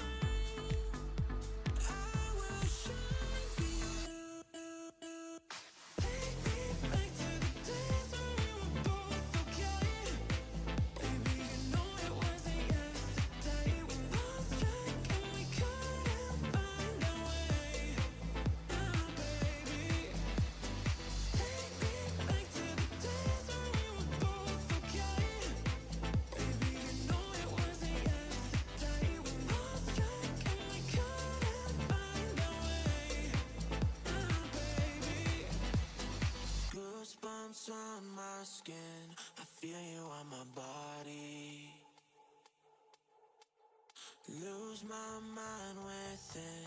Your presence is so godly.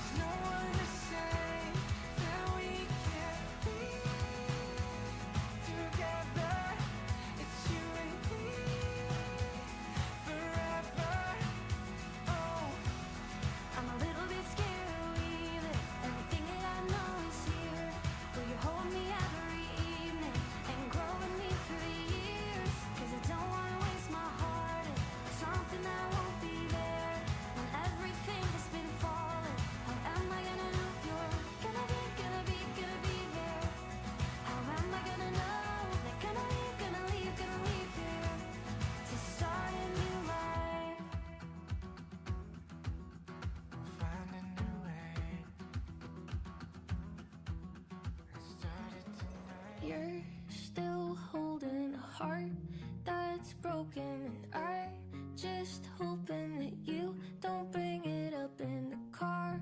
It's hopeless and we both know it, but we keep going. We were built for falling apart. So it's time that I start letting you go. But I can't put the toothpaste back in the tube. I can't unlove you. I read the book, I know how it ends. How do I forget who we said we were? I said it first. Now no other words would work. I can't unlove you. Back when we were just friends, I reached for your hand. I told you that no matter what happens, I'd stay the person I am to you, but I can't. Those lines in the sand, I can't uncross them now. I know it's time that I start letting you go. But I can't put the toothpaste back in the tube. I can't unlove you. I read the book, I know how it ends. How do I forget who we said we were? I said it first.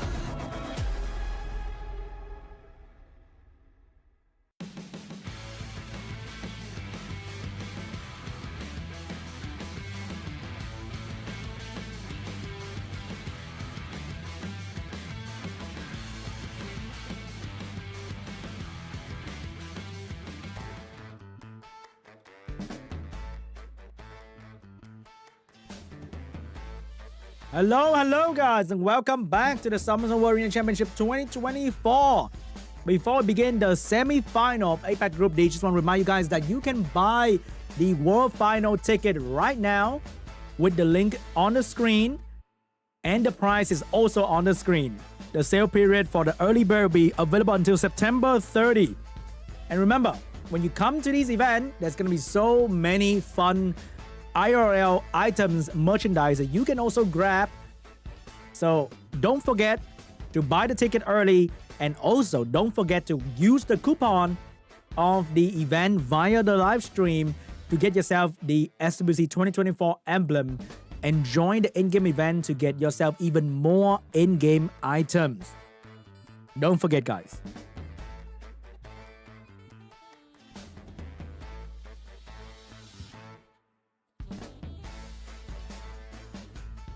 And right now, we are going to begin the semi-final of APAC Group D very, very soon here. We are down to the 4 players trying to get the first ticket into the APAC Cup Whoever lost today, don't worry, they're still playing tomorrow in the lower bracket. It is not over for them just yet. They still have another opportunity to climb all the way back in the lower bracket. And we have seen that in other region.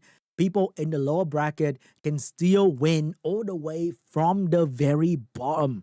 So it's going to be very exciting tomorrow, but that is for tomorrow. Today is still not done just yet. We have the semi-final happening very, very soon between, I think the first couple is going to be MATSU and OSSERU. Here we go.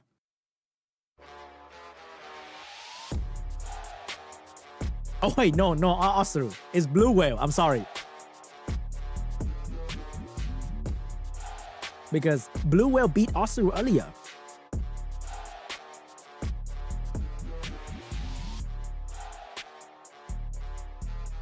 Two very similar drafter too. They both use Laura. They both use Chandra Cigar. I wonder what the draft is gonna be like.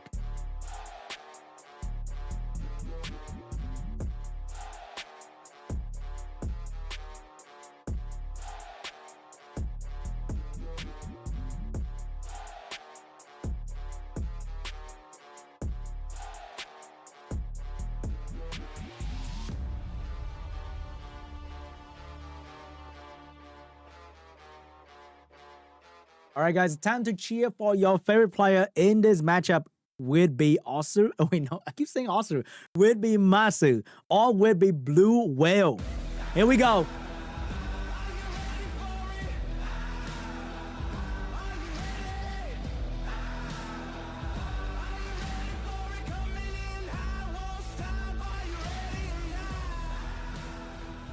Will we have a Laura pre-ban? Because they both use Laura very heavily. And that is going to be a Laura and Yeonhong pre-ban. First pick for Blue Whale.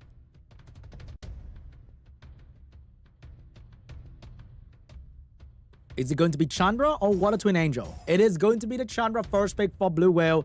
So over there, we are seeing the Cigar Villager. Two very meta player, especially with the Fire Bayak Assure. But what's going to be the win unit? Or are we seeing an LD support coming out from Blue Whale? It is going to be a water unit being picked up here. It's going to be the Mouse and the Assure. Both can easily snipe off a target in the first turn. Very scary duo.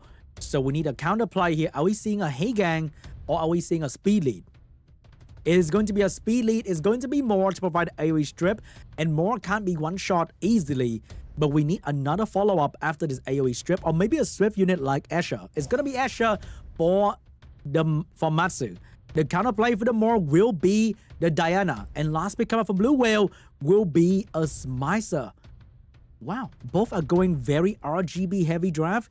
No LD5 anywhere to be seen. Because they both get pre-ban. Is it going to be a Smicer lockdown? But if you locked out Smicer right now, I think Blue Whale draft is now very vulnerable to an AoE unit. Especially something like a Rika can be quite impactful against Blue Whale. But Blue Whale is going to be very, very strong if Villager getting banned out and his team start moving, taking turns, silencing, doing a lot of damage. So MATSU is going to go for the strong Wind AoE unit being the Wind Robo, providing the stun and the attack by pushback. Nope, it's going to be a Fire AoE unit in the name of Okeanos for the AoE stun and the AoE attack by pushback combined with some cooldown reset as well. So, what is going to be the ban here? Are we seeing a Cigar or Oki ban? And I think we're definitely going to see a Smicer ban because that thing is so annoying when you don't have AoE cleanse. Because I don't think MATSU has a way to one-shot the Smicer quickly. So it's going to be a Cigar ban. It's going to be a Smicer ban. Blue Whale lacking a bit of healing. MATSU lacking a bit of damage. Let's see which one's going to come on top. Because remember, in G3, anything can do damage. Look at the Moore going in first, doing some solid damage already. But the Dyna's going to get a turn here with a shield. No, it's going to go for the stun onto the Escher, but could not get it done. Immunity up. Okeanos will drop some heat as well with the Rain of Stone. And triple stun for Okeanos. Get a Violent Pro as well to reset the potentially the Assure or the Chandra. it's gonna be the Ushio because he can provide some healing and cleansing for the team, and he's definitely on the vial. More looking for a target, and the target will be the Diana with the seal effect onto the Diana. So no funny proccing business from Diana as well. This is a rare moment for Seorun to be very, very good. Damage from Diana. Diana suffering from a lot of damage right now, and Diana is about to go down. Diana will go down to the Asher at this moment. And Blue Whale lost a unit. MATSU moving next to the, I think, Chandra, because he reset it the Ashura so he can be sure that that unit would not hurt him too much. So the target will be Chandra. No defense break on the Ashura. Did not get the defense break. The Asher is going to move in with a heal. Mars going in with big damage. Okeanos will drop another hit onto the Ashura, and he'll make sure the Ashura is going to die, and MATSU will take game 1.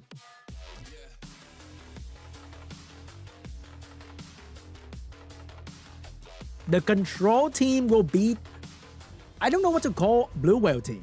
It doesn't really fit into a stereotype. It's just a very good combination of unit that kind of work together. But I guess MATSU really figured that out. The AoE control from Okeanos was all he needed.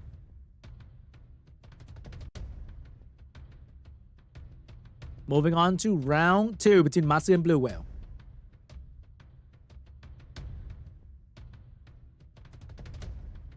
What is going to be the pre-ban this time? Are we locking in an LD pre-ban? So I guess Laura would never make it to the stage today between MATSU and Blue Whale. They both use Laura. They both know Laura is incredible. First pick for MATSU. Will he take the Cigar or the Chandra first?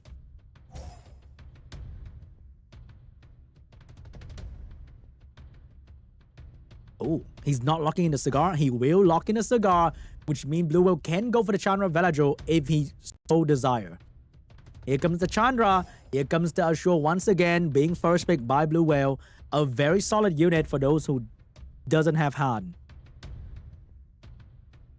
Velajo getting locked in, but what is going to be a speed lead? Are we seeing more and Ashura once again? It worked out pretty well last round. It will be drafted once again. So now Blue Whale will have to think of a counter strategy for what he couldn't deal with last time. I don't think Mouse is going to be the answer. I think we need to go for something different. And that's going to be the Verd getting picked up to go for the revenge onto the Moore and the Cigar. Diana getting picked up once again. A lot of attack bar gain in the passive these two units. And a lot of disruption if they manage to get a turn. Are we seeing an Antares? No. There's no way. But I'm pretty sure we might be seeing the Asher once again. It's like a free-to-play Aurora, in a sense. Providing the speed buff, providing the heal. Oh, it's gonna be the Fire Robo getting picked up. All that Diana transformation will fuel this Fire Robo turn with AoE strip and the stun with the skill 1. Fire Monkey getting picked up last because Fire Monkey cannot be stunned by Okeanos, so that's going to be a very solid last pick. So Robo is going to be banned and Monkey is going to be banned. MATSU will get his strip and control. Can Blue Whale cut in between and disrupt this combo?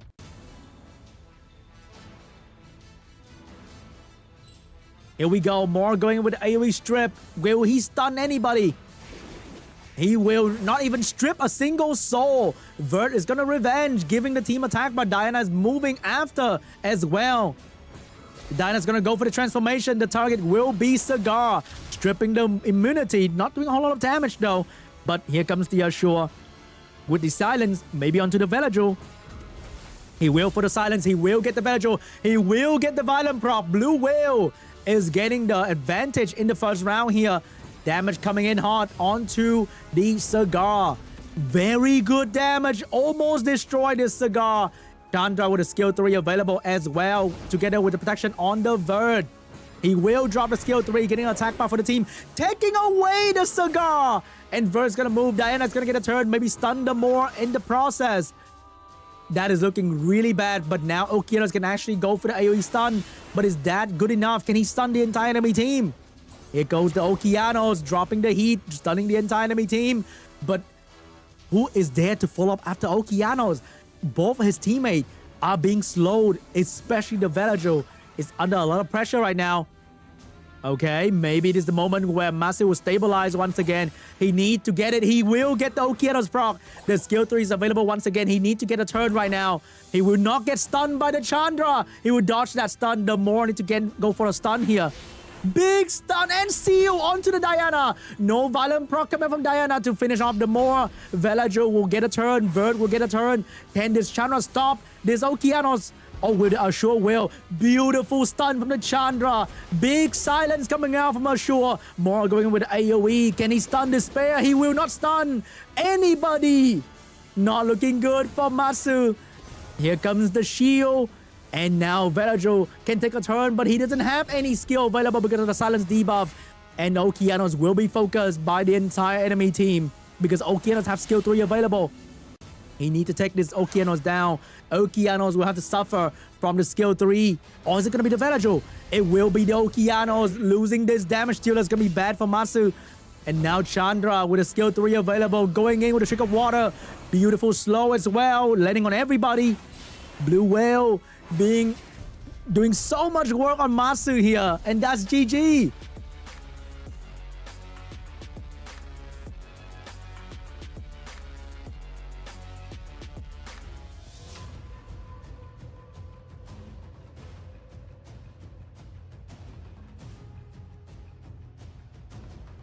Round 3 between Blue Whale and MATSU. Will he pre-ban the Laura once again? If I can't play Laura, you will not play Laura.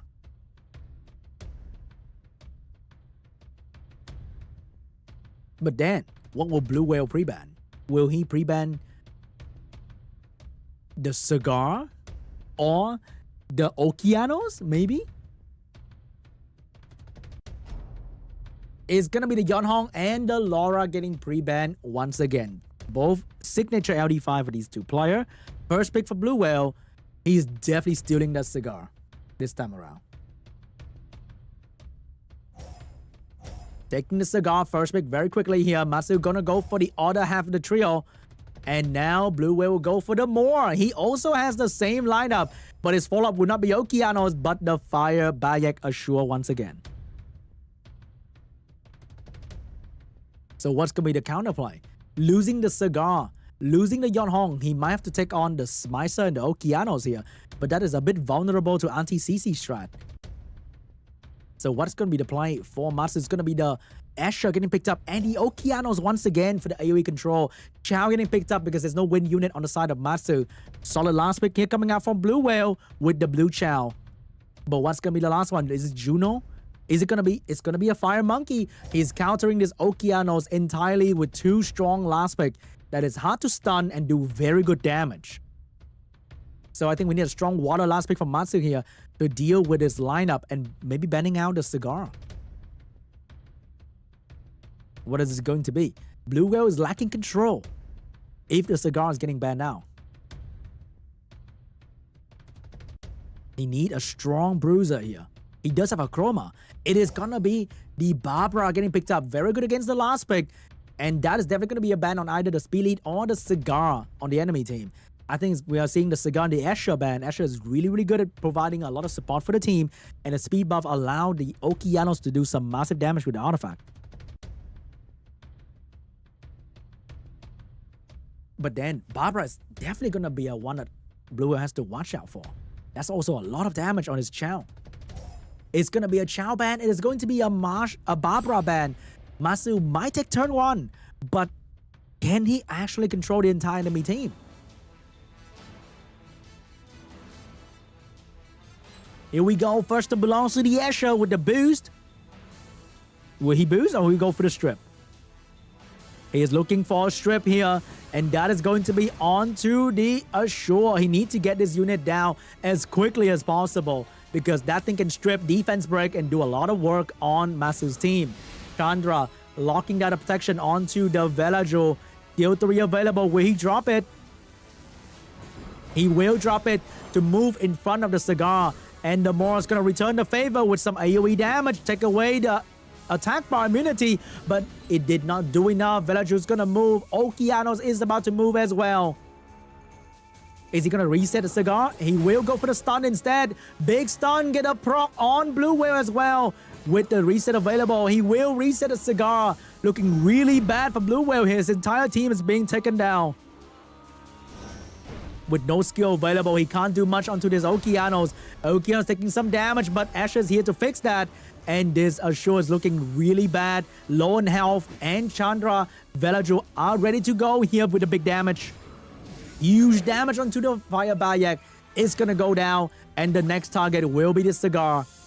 Fire Monkey might be a really strong solo unit against CC team, but this CC team that MATSU is running has 2 healers and a Chandra in it. It's gonna be very hard for the Fire Monkey to bring down this Oki. But this Cigar with a huge defense break on the Oki, and Oki is gonna go down to the Fire Monkey. Things are looking really good for Blue Whale. Or maybe not. He loses the more, and now he needs to bring down this Escher. That's not gonna be easy. Cigar looking like it's gonna get stunned soon. Here comes the attack by boost, the slow debuff, working really well against the Fire Monkey. One of the biggest telling part of Fire Monkey is that the speed that it gains from the passive is really good. But a slow debuff on the Chandra just nullify the Fire Monkey passive speed gain.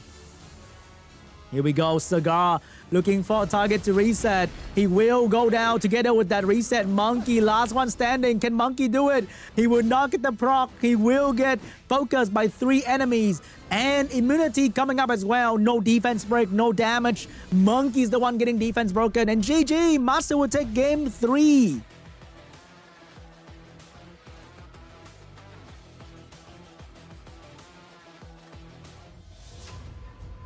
Fire Monkey dropping in viability in the meta with how much effective Chandra and Velaju is at protecting and doing damage on the enemy team. Here we go, round 4 between MATSU and Blue Whale. What is going to be the pre-ban this time? Are we locking in an Assure and Laura pre-ban? I feel like MATSU can actually pre-ban one of Blue Whale most commonly draft unit now. It's going to be a Cigar and a Laura pre-ban.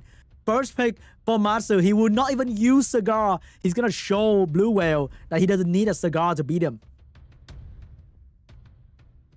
First pick for MATSU. It is going to be the Chandra.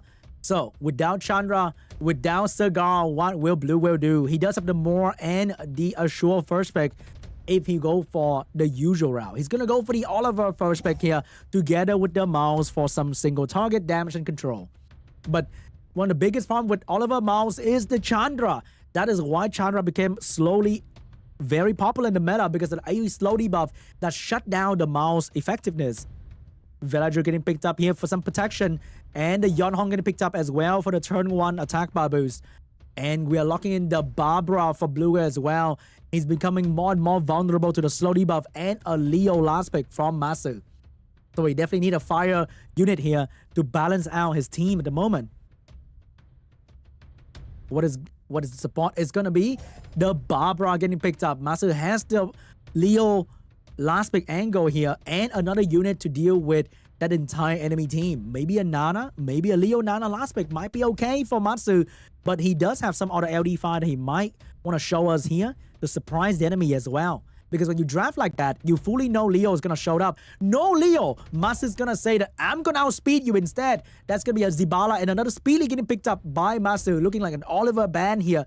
Blue Whale seeing that double Speed Lead. He might lose the Oliver. He needs another Speed Lead, or he needs some play to counter that Zibala. That's going to be a Shizuka last pick to counter the enemy team without any cooltime reset like Cigar. Zibala can increase enemy cooltime, but I don't think that is going to be the main focus for Zibala in this round. Are we seeing a Shizuka ban here? I think it's going to be a Shizuka ban and maybe a Zibala ban. Here comes the Shizuka ban, and that's going to be the Yonhong ban. Can Blue Whale outspeed? Will this mouse stun the enemy Zibala or more? Blue Whale with a snipe strategy going in hard. First turn belongs to the Zibala. Zibala will outspeed the enemy, freeze the double non-wheel unit, and that is looking really bad. No strip coming out from this mouse. He's going to go for the Villager to do some damage. Oliver is going to shut down the more skill too, but that is all there is to it, because Chandra is going to apply the slow debuff on the entire enemy team. Looking really bad for Blue Whale. Big slow debuff on the 2 unit that need their speed the most. Villager protection coming up. Masha cannot hit the Villager. Will not do much damage onto the water unit. Looking really bad for Masha in this position. And the Barbara is going to get stunned by the Moor as well. Zibala with the cooldown support onto the Moor. Looking really bad. Moor might have the spin ready to go. The Moor have the spin ready to go. And that's going to be huge damage on the enemy team. Villager with a follow-up damage onto the Masha. Masha looking like it's going to go down from her beast very soon. Moor getting a turn here. Skill 1, attack break onto the Masha. Masha will lose her beast, lose her immunity altogether. And she's going to crit on the Moor, but not going to do a whole lot of damage because of the attack break. Chandra would not get stunned. Chandra, skill 1 available. Will he take down the Masha? He will take down the beast of the Barbara as well. Masha's gonna go down to the Villager.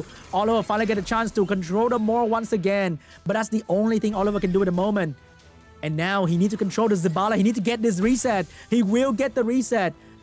Look like Blue Whale might have a chance here. But the Chandra will say no to that chance. He will slow the entire enemy team, including Oliver.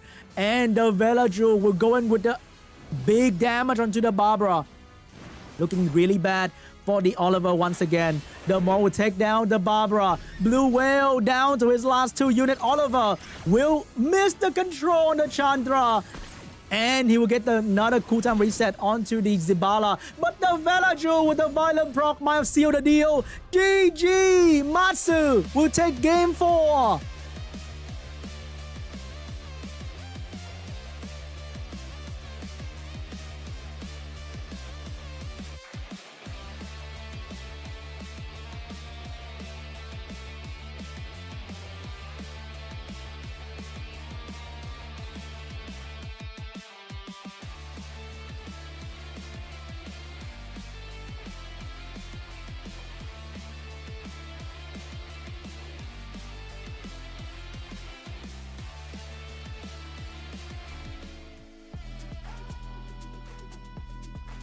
And MATSU will be going on to the final, beating Blue Whale 3-0.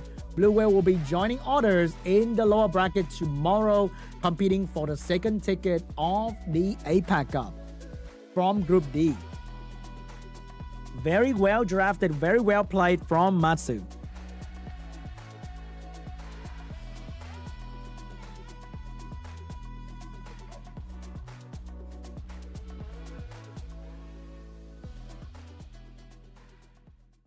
And that was the first half of the semi-final. We are moving on to the second half of the semi-final very, very soon here. Amazing play coming from MATSU. Very solid drafting together with a very good understanding of the meta, utilizing the Chandra Cigar very, very well. Combo with some good old Moor and Okeanos as well to just bring out the best of the team. Chandra being so strong once again, it's just very common to see. We are having a balance patch at the end of the month, guys. So maybe, not saying anything, maybe we're seeing some changes in the meta.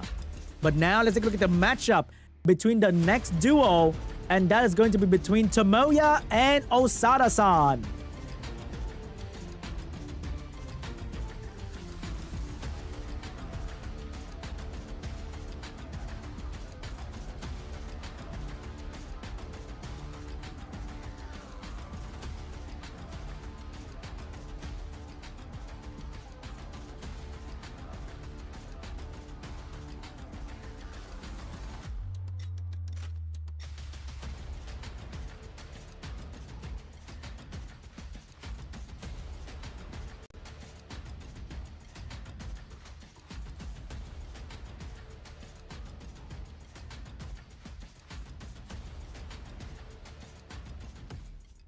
Are you guys ready for the second semi-final of the day? It's about to happen very, very soon here.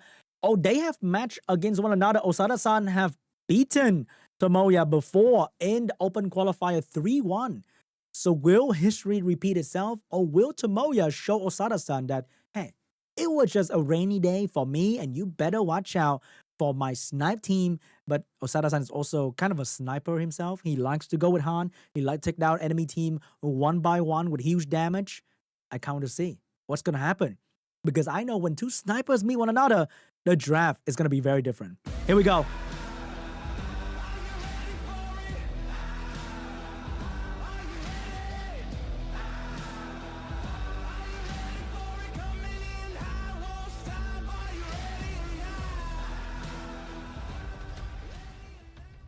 Round 1 between OSADASAN and TOMOYA. The ban will be Hey Gang and Han.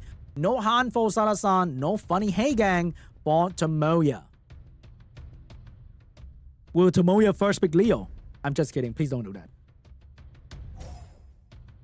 Alright, we are seeing the Cigar first pick, locking in the MUOSSERU and the Masha very quickly from OSADASAN here, using some sort of underutilized LD5, give OSADASAN an edge against enemy, because when you don't fight a certain LD5 often, you don't know exactly what it's doing and how people use it. That will give OSADASAN the surprise factor.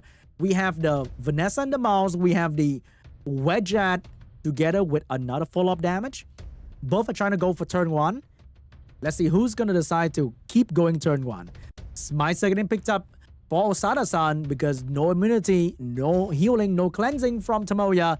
Smiter looking very, very good right now. What is going to be the last pick coming out from TOMOYA here to counter this Smiter coming out from OSADASAN? Are we seeing some strong healing, or are we seeing another speed lead, maybe Adriana and then a damage dealer? It's going to be a Velaju getting picked up by TOMOYA, and a Chow getting picked up by TOMOYA as well. I'm not too sure about the Chow though. Velaju is definitely going to be okay against the Smiter over there, but the Chow can lose attack bar, and I've seen a Chow getting destroyed by a Smiter before. So the Chow last pick is what I would say a little bit sus. Last pick coming out from OSADASAN will be a Sonya. So I think we are signaling a Vanessa ban and a snipe on the Chow. Or maybe it's going to be a force ban onto the Sonya. It's going to be a Vanessa ban. It's going to be a Sonya ban. OSADASAN will get the speed lead, going first, sniping one of enemy unit. And that's definitely going to be the Velaju. First pick for the Wedgeat. First turn for the Wedgeat. Boosting the team attack bar. MUOSSERU going in for the strip. And the threat state onto the Wedgeat. Missed the strip entirely on the one unit that he needs to. Turn 1 looking really bad for OSADASAN right now. And this Velaju will be A-OK. And he can provide immunity for the team, protecting the team from the Smiter bomb. Velaju sentry going up. And defense break going down. And the target will potentially be the Wedgeat. Wedgeat will dodge the defense break. Chow will be doing some good damage here onto the Wedgeat. Will be the target of TOMOYA damage. Wedgeat taking so much damage. And Wedgeat is going to say goodbye to OSADASAN. And the next target is definitely going to be the swishy Masha, waiting to be cooked. Masha trying to do some damage, but I think it's a bit too late. Mouse going in with a strip stun. Big damage onto the Masha. Velaju, Chow, everyone is focusing on this Masha. Masha will go down very soon here, because I don't think Smiter healing is going to be anywhere near enough to keep this unit alive. Smiter not healing much, not stripping much, even with a violent proc. Masha maybe do some damage here, not going to be enough. And the Velaju with the defense break available. And the target will be the MUOSSERU. Chow going in, take down the MUOSSERU as well. This might be GG, but no, Smiter is going to try to keep the CC up. 2-turn silence onto the Velaju. Another bomb onto the mouse. Big damage from the Masha. Chow moving on to the Masha. Masha will take down. Ooh, almost took down the Velaju. Velaju will not go down. Mouse will be stunned by the bomb, but will not go down as well. They are both being controlled by the Cigar. And GG. TOMOYA will take game 1.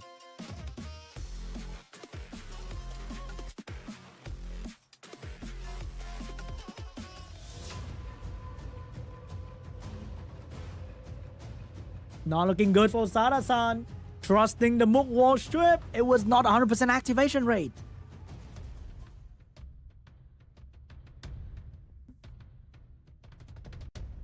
Round 2 between OSADASAN and TOMOYA. What is going to be the pre-ban here? Are we seeing a Wedgeat and maybe a Cigar pre-ban?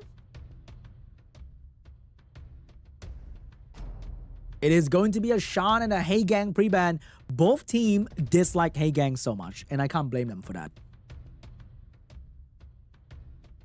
First pick for OSADASAN. Does he have to lock in the Han early?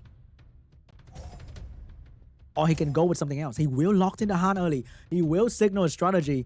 And the counter will be Vanessa for the revive and the Cigar for the general CC. And Viva Mukwo is going to get drafted as well. This is very classic OSADASAN drafting, even on the ladder. But because this team is so strong, he can keep using it in SWC as well and actually get a lot of victory out of it. And the counter will be the Ethna trying to go for the turn one, knowing that the Viva is slow and the Mukwo is also not on Swift. Masha getting picked up for some great damage and pair really well with the Vanessa. The last pick from OSADASAN will be the Leo that pair really well with the Viva. Nerf the damage from the Masha and also might push back the Ethna if she's off will. Vert being picked up to counter the AoE from the Ethna and the AoE from the Cigar.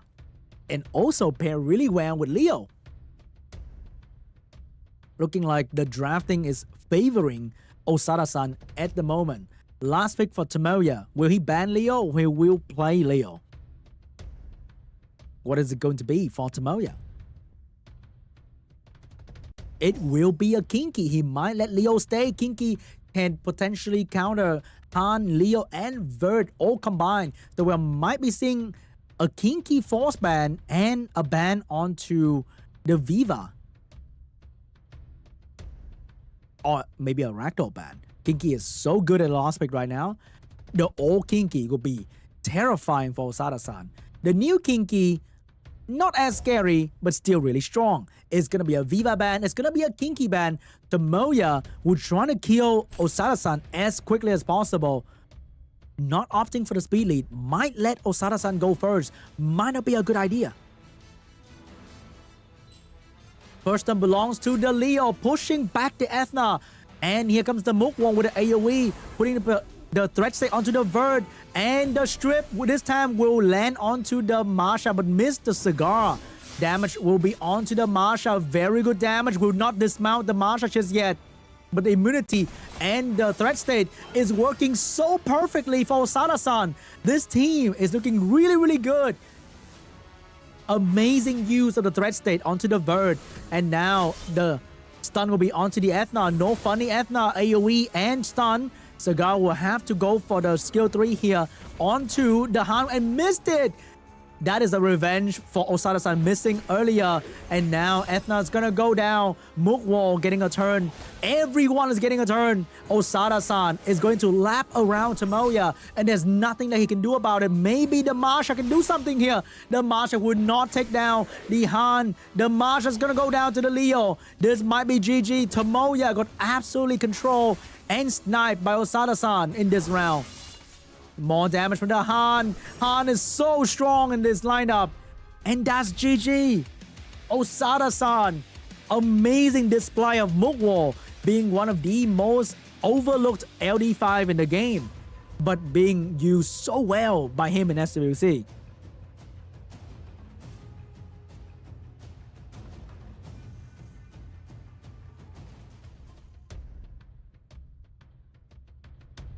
Round 3 between OSADASAN and TOMOYA.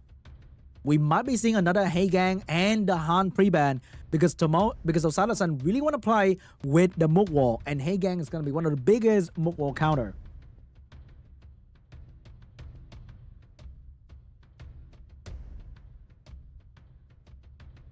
Man, this Han is just so strong. It does so much damage and it's not swishy as well. One of the most efficiently ruined Han in the game, potentially.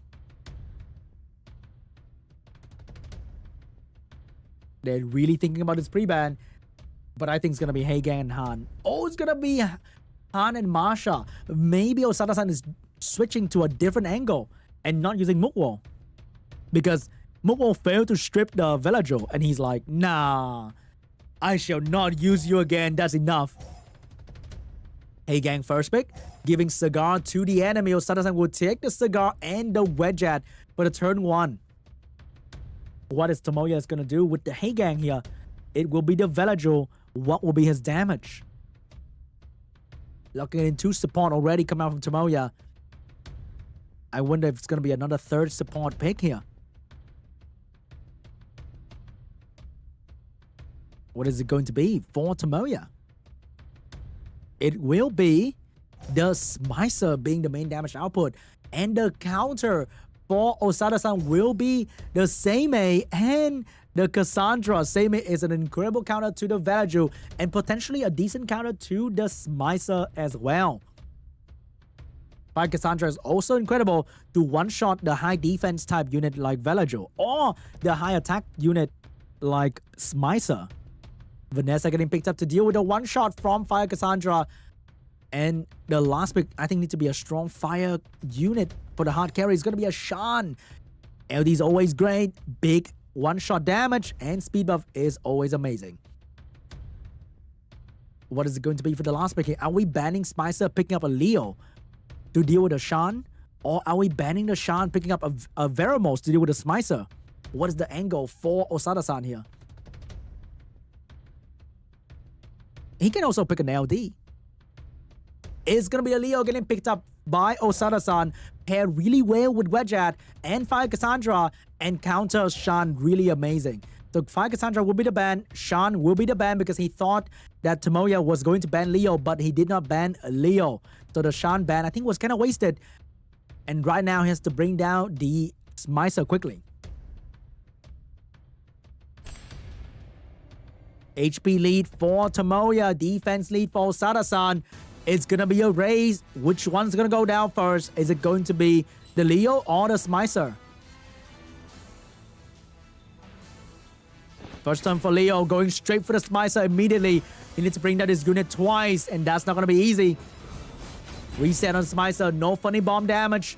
And the Hagen's going to take away the defense, but Velaju immunity will only last for one turn. So that's going to be pretty bad for Tomoya. He's going to go for the defense pick on the Cigar, and the Seimei will also nerf the Velaju defense pick down to one turn only. This Seimei is being one of the most annoying things for Tomoya to deal with. And now everyone is focusing onto the Smicer. On the other hand, Tomoya is looking at the Cigar, but every piece of debuff that he put on the Cigar will turn into healing because of the Seimei passive. It might be a long game, but right now it's looking really good for OSADASAN. Big defense break, huge silence, healing from the Smicer. Good damage onto this Cigar right now. Everyone's doing amazing damage. Can this Cigar stay alive? Because the only healing is when he suffers from debuff. So if Tomoya doesn't put debuff onto the Cigar, Cigar will not get any healing. But he has to because of Smicer passive. Smicer will be alive. It will be healing itself and bombing the enemy as well. Here comes the bomb onto the Cigar. Missed the bomb, and the stun will do nothing but heal the Cigar. Not looking good for Tomoya damage output at all, with Cigar healing back up and with the skill 3 available for the pushback. Cigar will reset the Vanessa, get the attack bomb to Vanessa, and Leo will use this opportunity to bring down the Smicer. Not that easy though, but defense break is coming, and Leo is about to get a turn. Leo is going to take down the Smicer. Tomoya will be the first one to lose unit. Not looking good for Tomoya. He's not doing any real damage, and Velaju skill 3 looks so not good right now because of the one-turn immunity. It's gonna go down. The only purpose to boost attack power for the team. Vanessa trying to do damage on the Cigar, but that defense is going to heal the Cigar a little bit once again. The Seimei and the Wedgeat healing is so good for OSADASAN. Once again, so much damage. And with the Wedgeat on the field, Leo team is like having a vert as well. Very good attack bar boost from the Wedgeat. More pushback, more reset. This Velaju is about to go down. The Leo also crit, and the Velaju will go down. This might be GG. Tomoya has no window opportunity to kill anything while his unit going down one by one to the enemy. And OSADASAN will take game 3.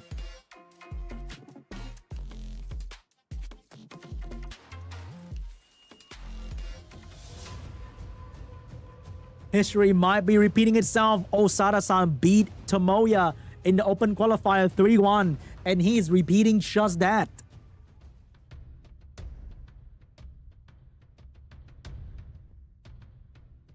Round 4. Here comes the pre-ban, and this time OSADASAN get to use his Han. Maybe Tomoya have to pre-ban the Mukwo or the Viva Shell.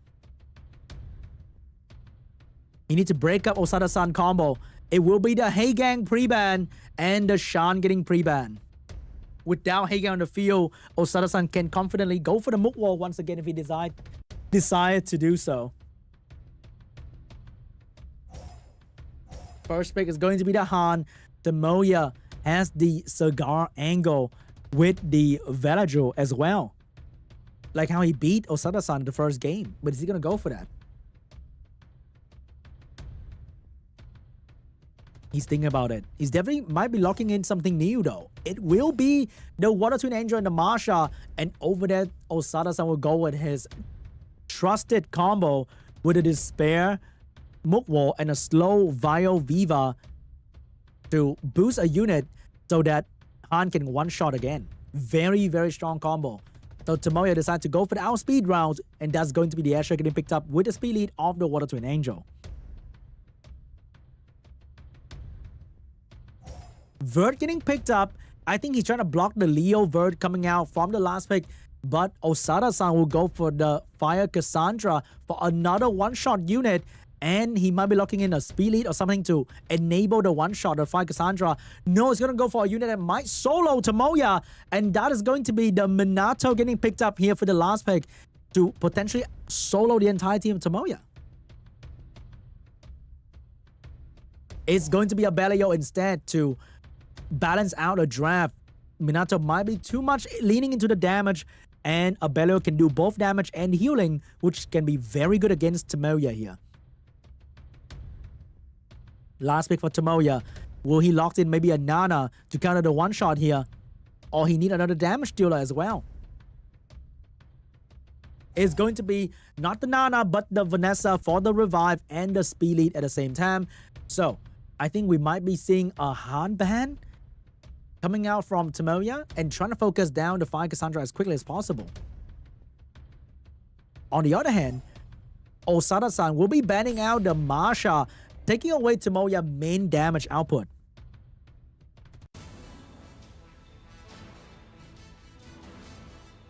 Here we go. First one belongs to the Asher. But going first doesn't guarantee you much in this situation, because I don't think Tomoya can actually kill anyone fast enough unless we get a fun increased cooldown coming out from the Vanessa. He's going to strip the Mukwo and maybe trying to go for a defense break.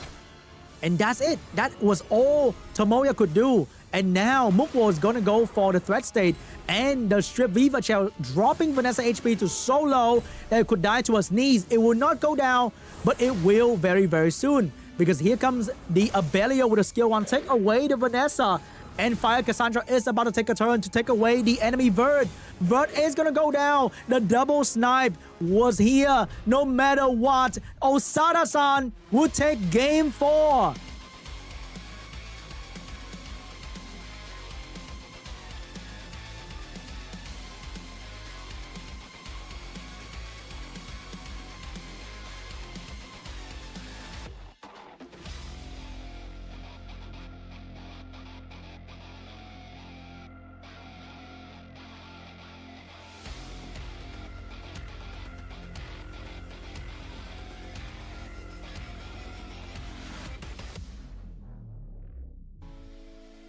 Incredible performance from OSADASAN. He gave Tomoya the first game just to humiliate him in the next 3 with the snipe strategy.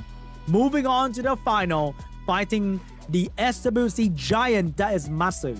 Tomoya will have another opportunity tomorrow in the lower bracket. And the final will be between MATSU and OSADASAN. 2 very strong players with 2 entirely different style play. I can't wait to see the final of APAC Group D.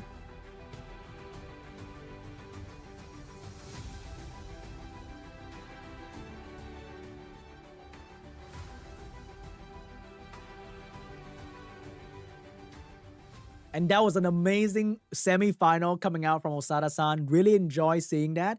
Just incredible drafting. And I love seeing that team because it is almost perfect, because you can snipe one with Han, and Viva will swap the HP in attack bar, and then you snipe the other. It's just so good. And the Mook Wall drive the attention away from Han or the Fire Cassandra. It makes the team very well balanced and very fun to see. Unfortunately for Tomoya, he'll have to join the others in the lower bracket tomorrow. It's not done yet for him, but he only has one opportunity left. Meanwhile, we'll be looking at the final between MATSU and OSADASAN. It's going to be absolutely amazing. MATSU, strong meta player, amazing drafting. OSADASAN, incredibly unique team, great LD5, especially Mook Wall, and going for the snipe strategy. Like, which one is going to come out on top? Because we know that they know one another very well. MATSU definitely know OSADASAN. OSADASAN definitely know MATSU and how they draft, because these two players are very high rank. And they're also from the same country. They probably play against one another very often in RTA, in Siege, in World Guild Battle, in all the things. They know one another very well. So with a very unique team, OSADASAN has the problem of people knowing his stuff a little bit too well. But maybe that doesn't matter, because look at Tomoya. You know what is coming. You can't stop it. That's the problem. But we're going to be looking at the final after the break here. So it's going to be very intense. And I'll see you guys after the break very soon. Nothing can stop me. I'm on fire. Are you feeling the heat? Earth shaking when I'm stomping my feet. Nothing can stop me. Nothing can stop me. I am alive. Nothing can stop me.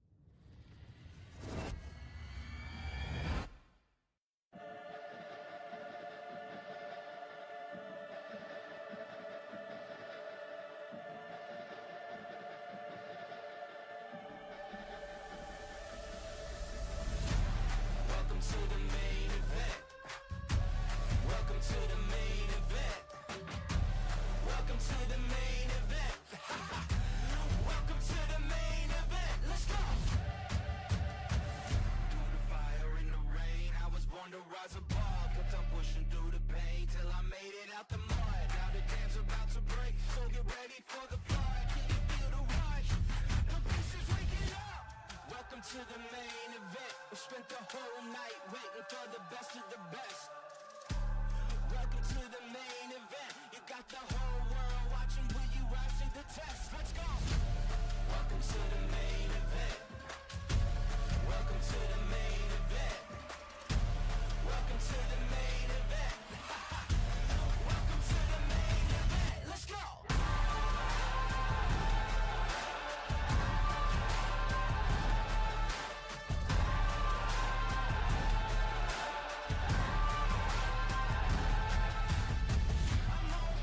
I'm a legend in the making. Hard work, 2 words, deadly combination.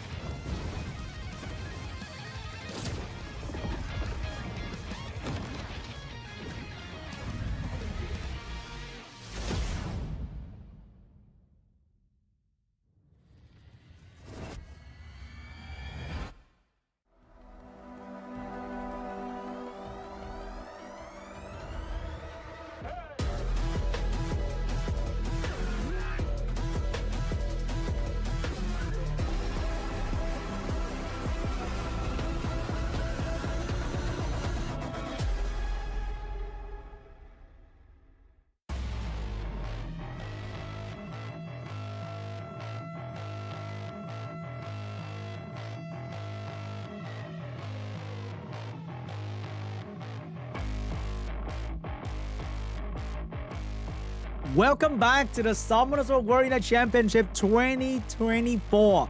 Right now is APAC Group D final. We're down to two last players. They're trying to fight their way for the first ticket into the APAC Cup happening in Ho Chi Minh City later on. And this is the Japanese group, Group D. And the two last players will be trying their best because they are both very, very strong. Their draft is immaculate at this point. So it's going to be very hard to see who's going to come on top because I think they're both equal in rune, LD, and drafting. It's going to be fun to see. It is going to be between MATSU and OSADASAN. So if you vote for one of these players, you are 50% correct already. Here we go. Let's take a look at the matchup for the final.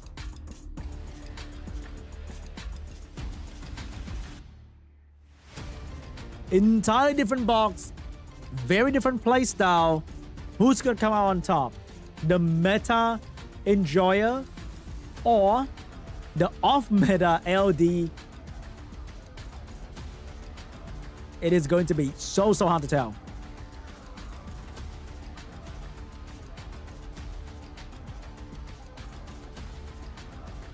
Man, I say off-meta as I look at Cigar Villager. Unbelievable, Sean. What are you talking about?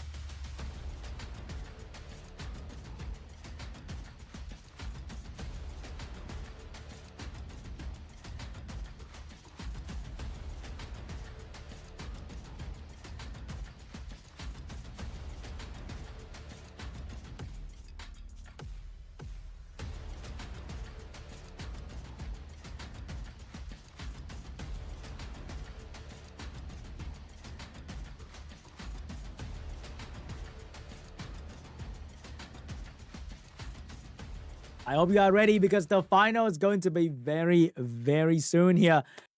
Let's give it up for your favorite Group D player because they're about to go for their final match. Best of 5 is going to be between MATSU and OSADASAN. Which one is going to come on top? Are we seeing Han Vivachel Mukwo or are we seeing Laura Yeonhong? Because I think they're gonna pre-ban the LD fight between these two players. Without Han, we saw that OSADASAN still can come on top, and without Laura, we still saw that MATSU still play very, very well. So pre-banning the LD fight might not be the answer. It might be the other unit that needs to be pre-banned, but we don't know yet. Let's find out. You know, OSADASAN and MATSU, who is gonna be getting the first ticket?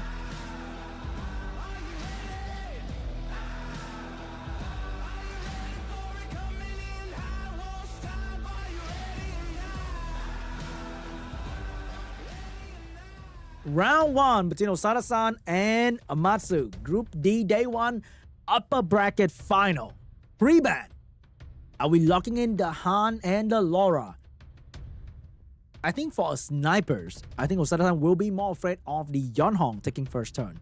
So we might be looking at a Han Yeonhong, Han Laura getting pre-banned from these two players. First pick for OSADASAN, is he going to steal the cigar from MATSU? Because he knows that is going to get drafted 100%. So he might have to steal it away in the first move.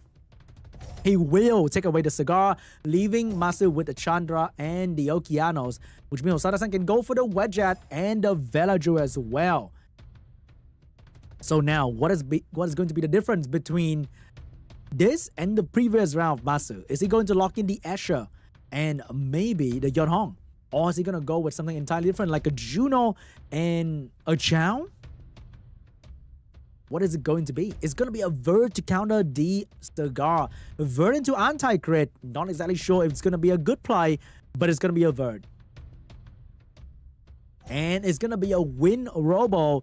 I think the Verd is more to take away the counter of Win Robo instead of actually countering the enemy team. But Verd is good against Cigar, so that is a solid pick overall.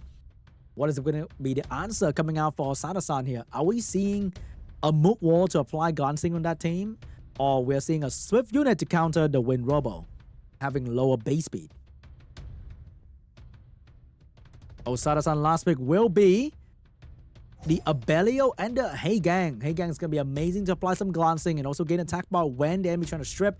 Abellio is just a great unit overall with defense buff and defense break from the Cigar. So the counterplay from Matsu, what is it going to be? Which one is he going to ban? Is he going to ban the Velagio, pick an AoE unit? Is he going to ban Cigar, pick a Strippers?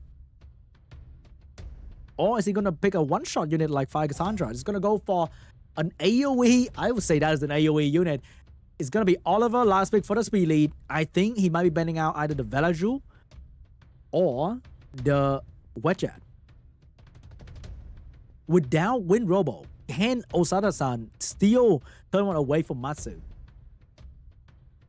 What will OSADASAN ban? He wants that turn one with the Wedgeat. It will be the Wedgeat ban.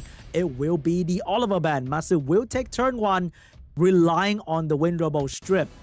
It might be bad against Velagio plus Hey Gang, to be honest. Here we go. Very slow speed compared to Matsu from OSADASAN compared to Matsu because of the speed lead difference. He will strip. Robo get full attack bar after that, having the skill 3 available. But the Velagio is about to move. Will it stun the Velagio? It will stun the Velagio with the Wind Robo. That is amazing coming out from the Wind Robo right there. And now we have to look at the AoE slow combined with the Okeanos cooldown reset. AoE slow coming out. Okeanos with the cooldown reset available with the skill 2 will be dropping it onto the Velagio, blocking the potential Violent Proc. Get a Violent Proc as well to do even more damage on the enemy. He will let the Abelio move and heal, but I don't think that's going to be enough to stop Matsu from doing even more damage after this. That's the only heal OSADASAN will ever get this round because Velagio will be focused by the entire enemy team. Here we go. No more Violent Proc coming out. And now Wind Robo is looking for a skill 1, absorbing some attack bar maybe, and waiting for the skill 2 to get even more attack bar. Big stun onto the Abelio. No transformation, no more free attack bar. Robo with another round pushback. And the skill 3 is coming back very, very soon with a slow debuff on the team and the speed lead and the attack bar boost on the Verd. Matsu is lapping OSADASAN very comfortably here. Cooldown reset miss on the Cigar, but that's not a big problem because Cigar's not moving anytime soon. Here comes the Robo with the stun. Will stun the Velagio once again. It will stun Cigar. It will stun Abelio. It will not stun the Velagio, but Velagio will go down to the Chandra damage. Matsu getting the advantage, dropping the stun and the damage onto the enemy team. Looking really good for Matsu here. Maybe taking the first win. And that's GG. Matsu would take game 1. You can take a Saga out of the man, but you cannot take the W away from Matsu. Wind Robo domination in the first round.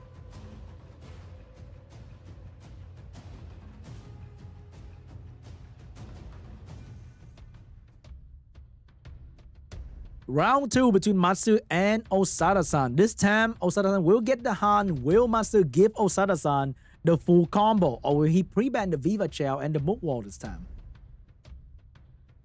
Meanwhile, I think OSADASAN will have to pre-ban the Cigar away from Matsu.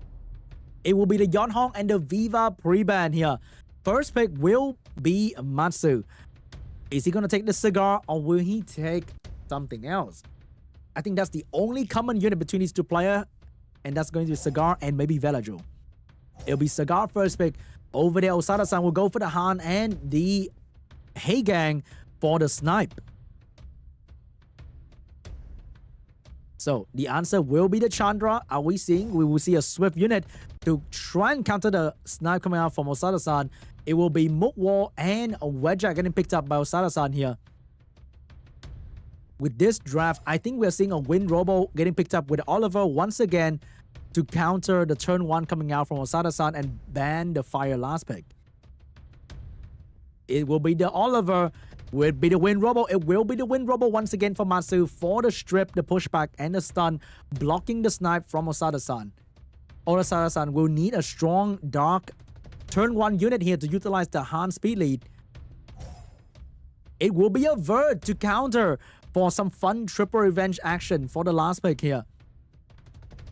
So I think this might be the Han ban and Matsu will have to fight the Verd head on. He might be able to do it with a Chandra stun. Or he will have to ban the Verd and believe that he will outspeed.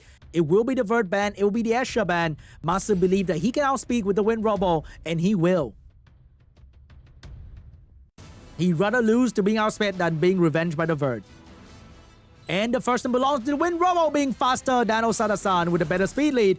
Beautiful pushback from the Robo. Absolutely control the enemy. MATSU, if he get the full team stun, it might be over.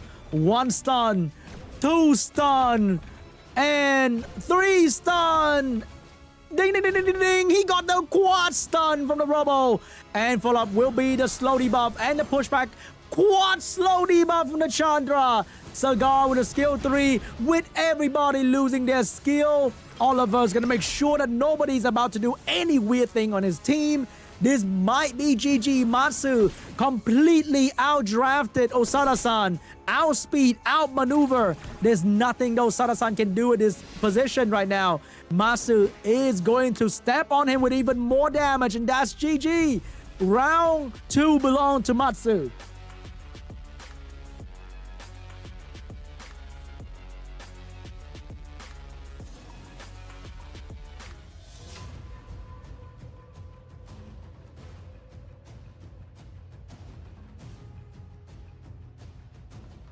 Round 3. Will we repeat round 1 or is it going to be different this time?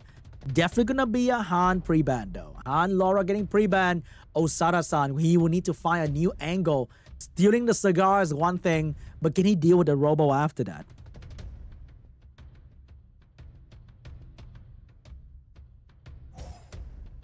Cigar getting first pick. Over there we have the Chandra and the Okeanos once again. We have the Wedgeat and the Velajo once again. OSADASAN believed that the Robo stun on the Velajo was simply a lucky moment. He believed that his Velajo will do better this time. We have the Vert and the Robo getting locked in once again.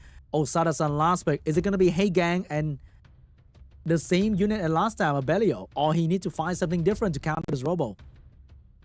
Maybe he's going to lock in another speed lead and a Swift unit. He's going to be going with a Hey Gang. Is he going to go with a Belio once again? Is he being led on by MATSU to draft the same thing? It will be the Marsha. Definitely better against Robo against compared to a Belio. That's for sure. But then MATSU can also pick another AU Stripper, ban on the Wedgeat, and repeat the same thing. Maybe we're seeing a Dark Robo getting picked up here to counter the Marsha. What is it going to be? It will be Escher for the last pick right here.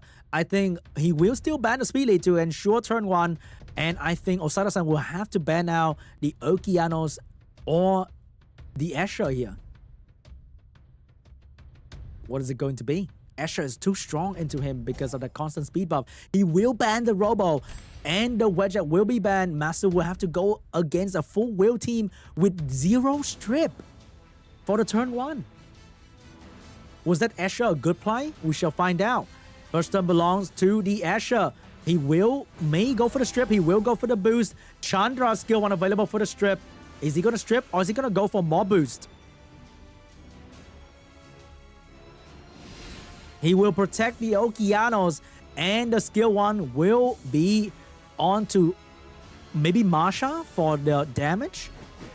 That stun was terrible. He accidentally stunned the Velajo, give it so much attack bar, and now the entirety of MATSU is being controlled instead of controlling the enemy. No more skill for Okeanos. Glancing on the Vert heal. Marsha going in hard with his fast link, and that'll be on the Vert, but the Vert dodged the defense break and it will be alive. But the glancing debuff is too strong. The Vert could not get a critical hit to gain attack bar, and now the Vert will be the target of the entire team. OSADASAN. OSADASAN is moving on to the Vert, trying to bring down the Vert as quickly as possible. The Vert is gonna go down. MATSU lost one of his core unit, and now the Escher cannot do real damage. Okeano is still trying to recover from the skill reset in the turn 1. Velajo getting targeted here, but Velajo is going to be fine at the moment. Looking at the Okeanos, he will be the target of the Velajo damage. Huge slow debuff onto the Velajo. Okeanos slowly getting his skill back. Skill 2 available. Might be dropping it onto the Cigar. It will be onto the Velajo. He wants to bring down his Velajo as quickly as possible here. This Marsha has to stop the momentum of MATSU if OSADASAN want a chance to win. Marsha, here comes the defense break. The gift from the Cigar with the defense break, but the Escher would escape the defense break. Okeanos skill 3 available. Is not over for MATSU just yet. Big stun onto the enemy team. And the Asher with a heal and a speed buff. OSADASAN once again in the bad position. But the Cigar will get a violent proc. He has the reset available. He will drop it onto the Chandra, provoke the entire enemy team. The Fastling onto the... Fastling also a violent proc from the Masha. This Asher is about to go down. There's nothing that MATSU can do to save the Asher anymore. Okeanos looking to drop the spear onto the Masha, taking away her health, but give her attack bar with the Heigang passive. Masha will go for the Asher. No, gonna go for the slow debuff onto the Okeanos. Asher's gonna go down to the Heigang. Slow debuff on Okeanos. Masha looking to finish off the Okeanos here. Chandra looking to stun. He need to get a stun out with the skill 1. No stun from the Chandra. Pushback and stun from the Heigang. This game is over for MATSU. OSADASAN will take down the Okeanos. And it's over. It's not over for OSADASAN just yet.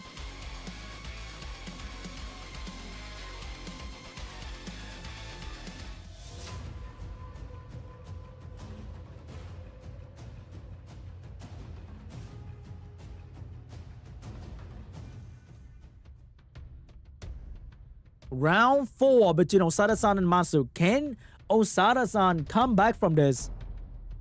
And that is the Win Robo pre-ban. He is not having it with this unit. It was so fast and it was so good with the stun and strip. First pick for MATSU, it will be Cigar once again. Over there, we are seeing the Velagel and the Wedgeat getting picked up. No more Win Robo, which means MATSU will be going back, I think, with the Chandra and the Laura for its core team. Stealing the Chandra as well from MATSU. Breaking the combo apart. But we saw Blue Whale trying to do this. It did not end well for Blue Whale. So MATSU right now, no more Chandra, no more Velagel. He has the Laura, but does he have another speed lead? Will he be using Water Twin Angel or Ciara for the speed lead? It's going to be Okeanos for MATSU. And the Laura getting picked up first. He's not going to go for any speed lead right now. Over there, we see OSADASAN with the counter play for the Laura with the Heigang getting drafted. But he's lacking a bit of damage right now. What will be his damage of choice? Is he going to lock in Han for the dark damage dealer? Or he has a different strategy for this position? Because he seems like he's taking turn 2. He does have a Leo last pick angle as well. And it's going to be a Smicer for OSADASAN. Very classic counterplay here, seeing enemy without any cleansing. Smicer is definitely going to be a great unit. But it also makes Smicer the prime target for MATSU. The moment Smicer go down, it will be very bad for OSADASAN.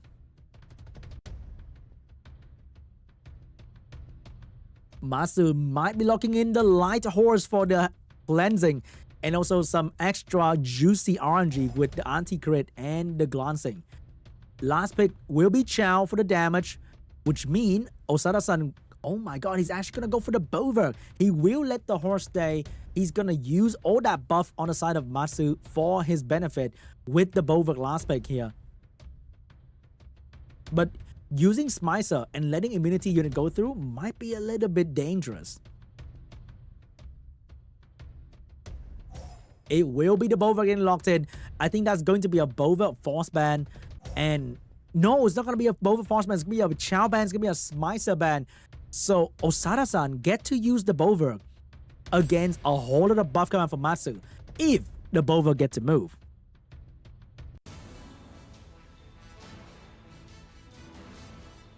Here we go. First one belongs to Heigang. Is he going to drop? He will drop the skill, letting the Laura use the skill after that. Here we go. Free attack bar for the Velagel. Velagel will now buff immunity for the team, and Bover will start working on the enemy target. Here comes the Bover. We haven't seen this in a long time. That is such a beautiful skill. Dropping the HP of the Okeanos, healing the entire team. Very great counterplay for the Eleanor. Big damage from the Chandra, utilizing the defense break coming out from the Villager as well. If the horse transform, the Bova get to have 4 stack, and that's going to be another round of damage from the Bover. The Bover is working so well. Even though the Okeanos got healed by the horse, it might not be enough because Bover is about to move very, very soon.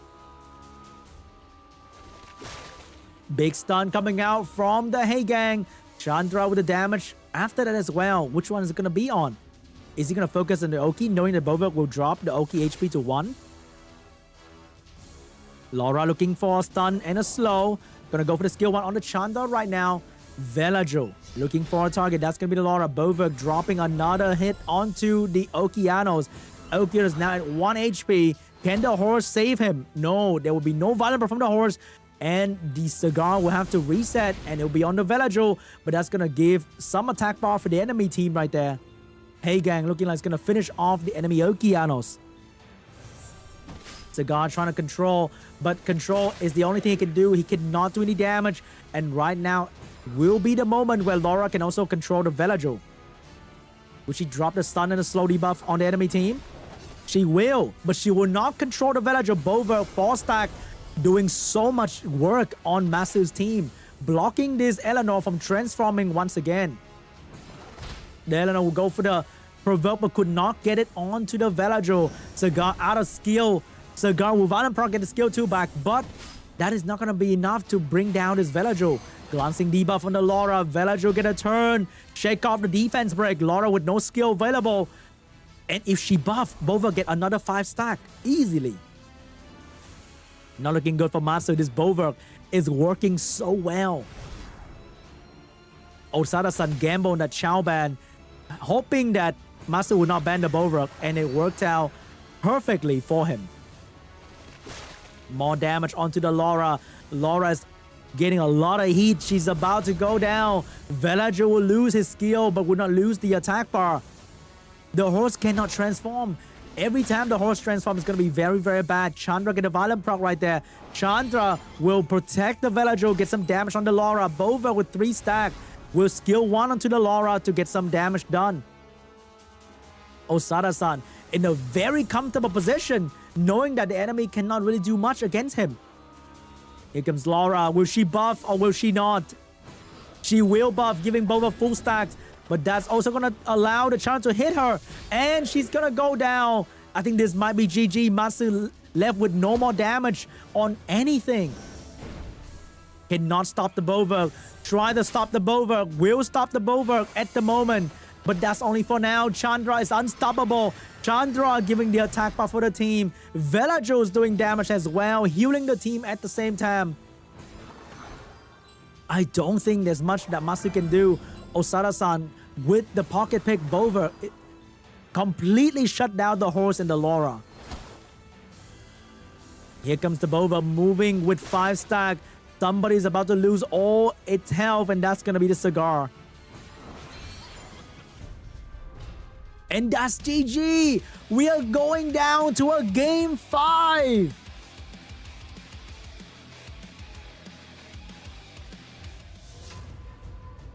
Amazing Bova coming out from OSADASAN. Not too fixated on his double snipe strategy, but being flexible, allowing him to get the 2W from MATSU.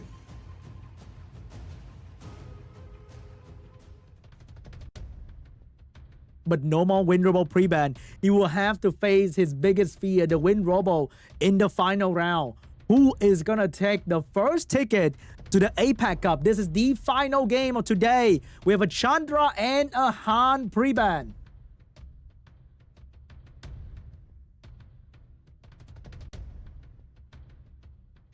Here we go. First pick for OSADASAN.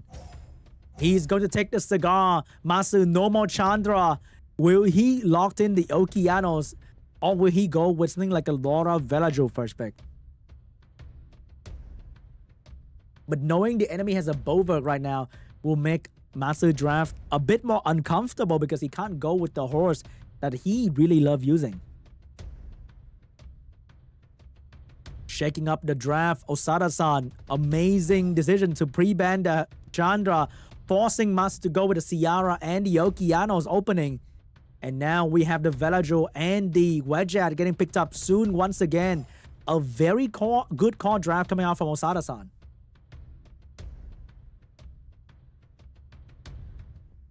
What is going to be the answer? Are we locking in some sort of a strip, heal, maybe a Juno in this angle for MATSU? He can definitely go for like a Laura and a damage dealer, like a Marsha for the follow-up. It's going to be the Wind Robo once again. And it's going to be a Chiwu for the secondary AoE strip. And Chiwu will get hard countered by the Heigang. Knowing the Heigang will be a force ban, OSADASAN will lock in a Vert to counter the Wind Robo as well. I prefer a high base speed unit at the moment here because Heigang will be banned. Vert is great, but I think it's going to be sort of an RNG play here, whether the Vert counter or not. So I'm not sure if that's going to be a great position to be in for the final game.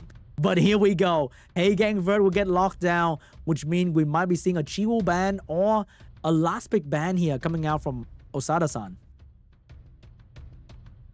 What's going to be the last play for MATSU here? Who is he going to ban? Will he counter the Heigang with another unit? Or is he going to have to ban Heigang and somehow manage this Vert? It's going to be a Douglas last pick. You know what? It's actually pretty good. But the problem is, I've seen Douglas lose to a Velajo and a Wedgeat before due to the anti-crit and the defense buff. But OSADASAN will not take any chances. He will ban the Douglas. He will let the Wind Robo strip him. And he will pray this Vert revenge. Prayer mode activated for OSADASAN.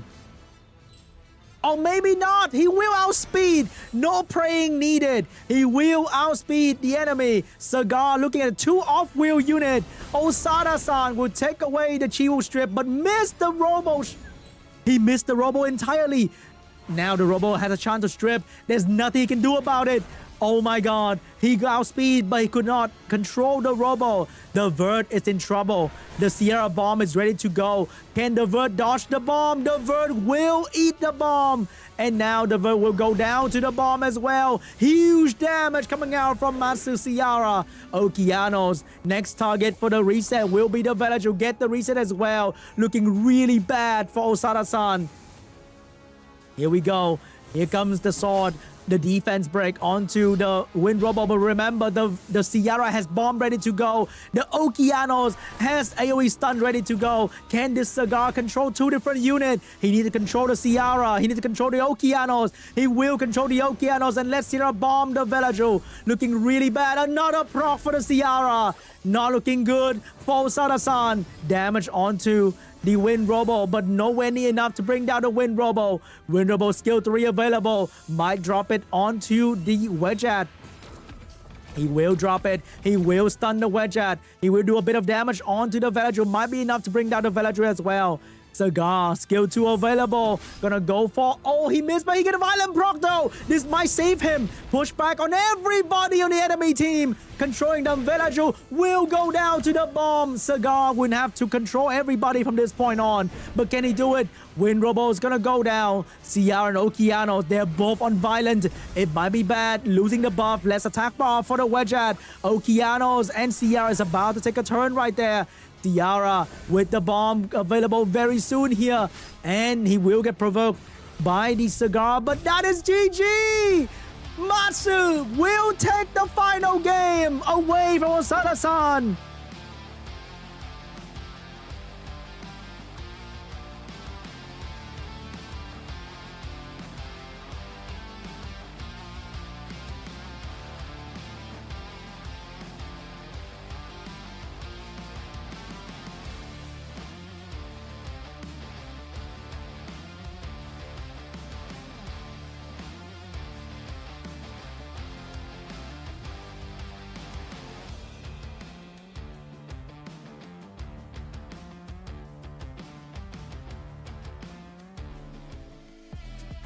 And that is it.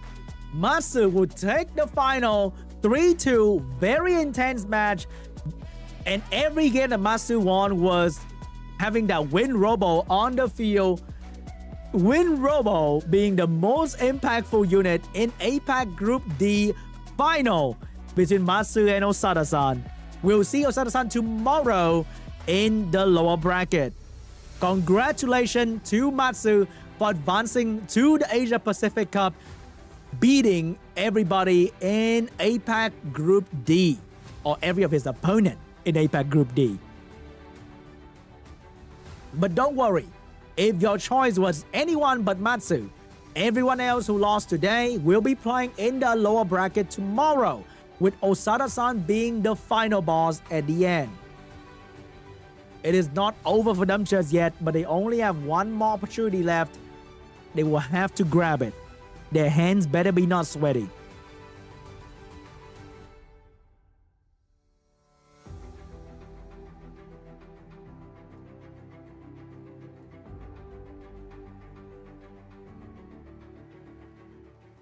And that was APAC Group D. Very amazing battles. A lot of different strategy involved in APAC Group D. We have from meta to one shot to snipe to wind robo to Okeanos. Many, many great things. And before I leave you guys, I will leave you with a code. It's going to be SWC Nona Tugakita for 100 energy, 1 scroll, and 1 SWC emblem. And look down to the chat. If you're watching on your phone, you can click on the link in the chat so you can open up the game and get the free stuff in the inbox. Once again, that was APAC Group D. I hope you guys enjoyed today's stream. If you did, don't forget to leave a like for the stream. Man, that's my YouTuber mode right there. Thank you so much for watching. I'm glad that you guys are here today, and I hope to see you guys tomorrow. Hope you guys have an amazing weekend upcoming ahead. If you are from Vietnam or I think China, Philippines, stay safe. The storm is going kind of crazy in many different parts of the region. So stay safe out there if you have to weather the storm. But that is all I have for you guys today.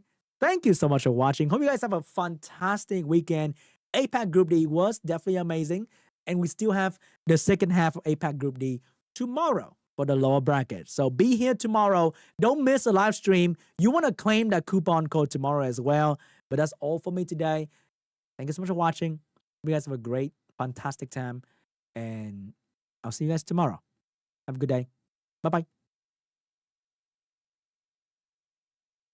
I'm waiting for them to end. Bye-bye.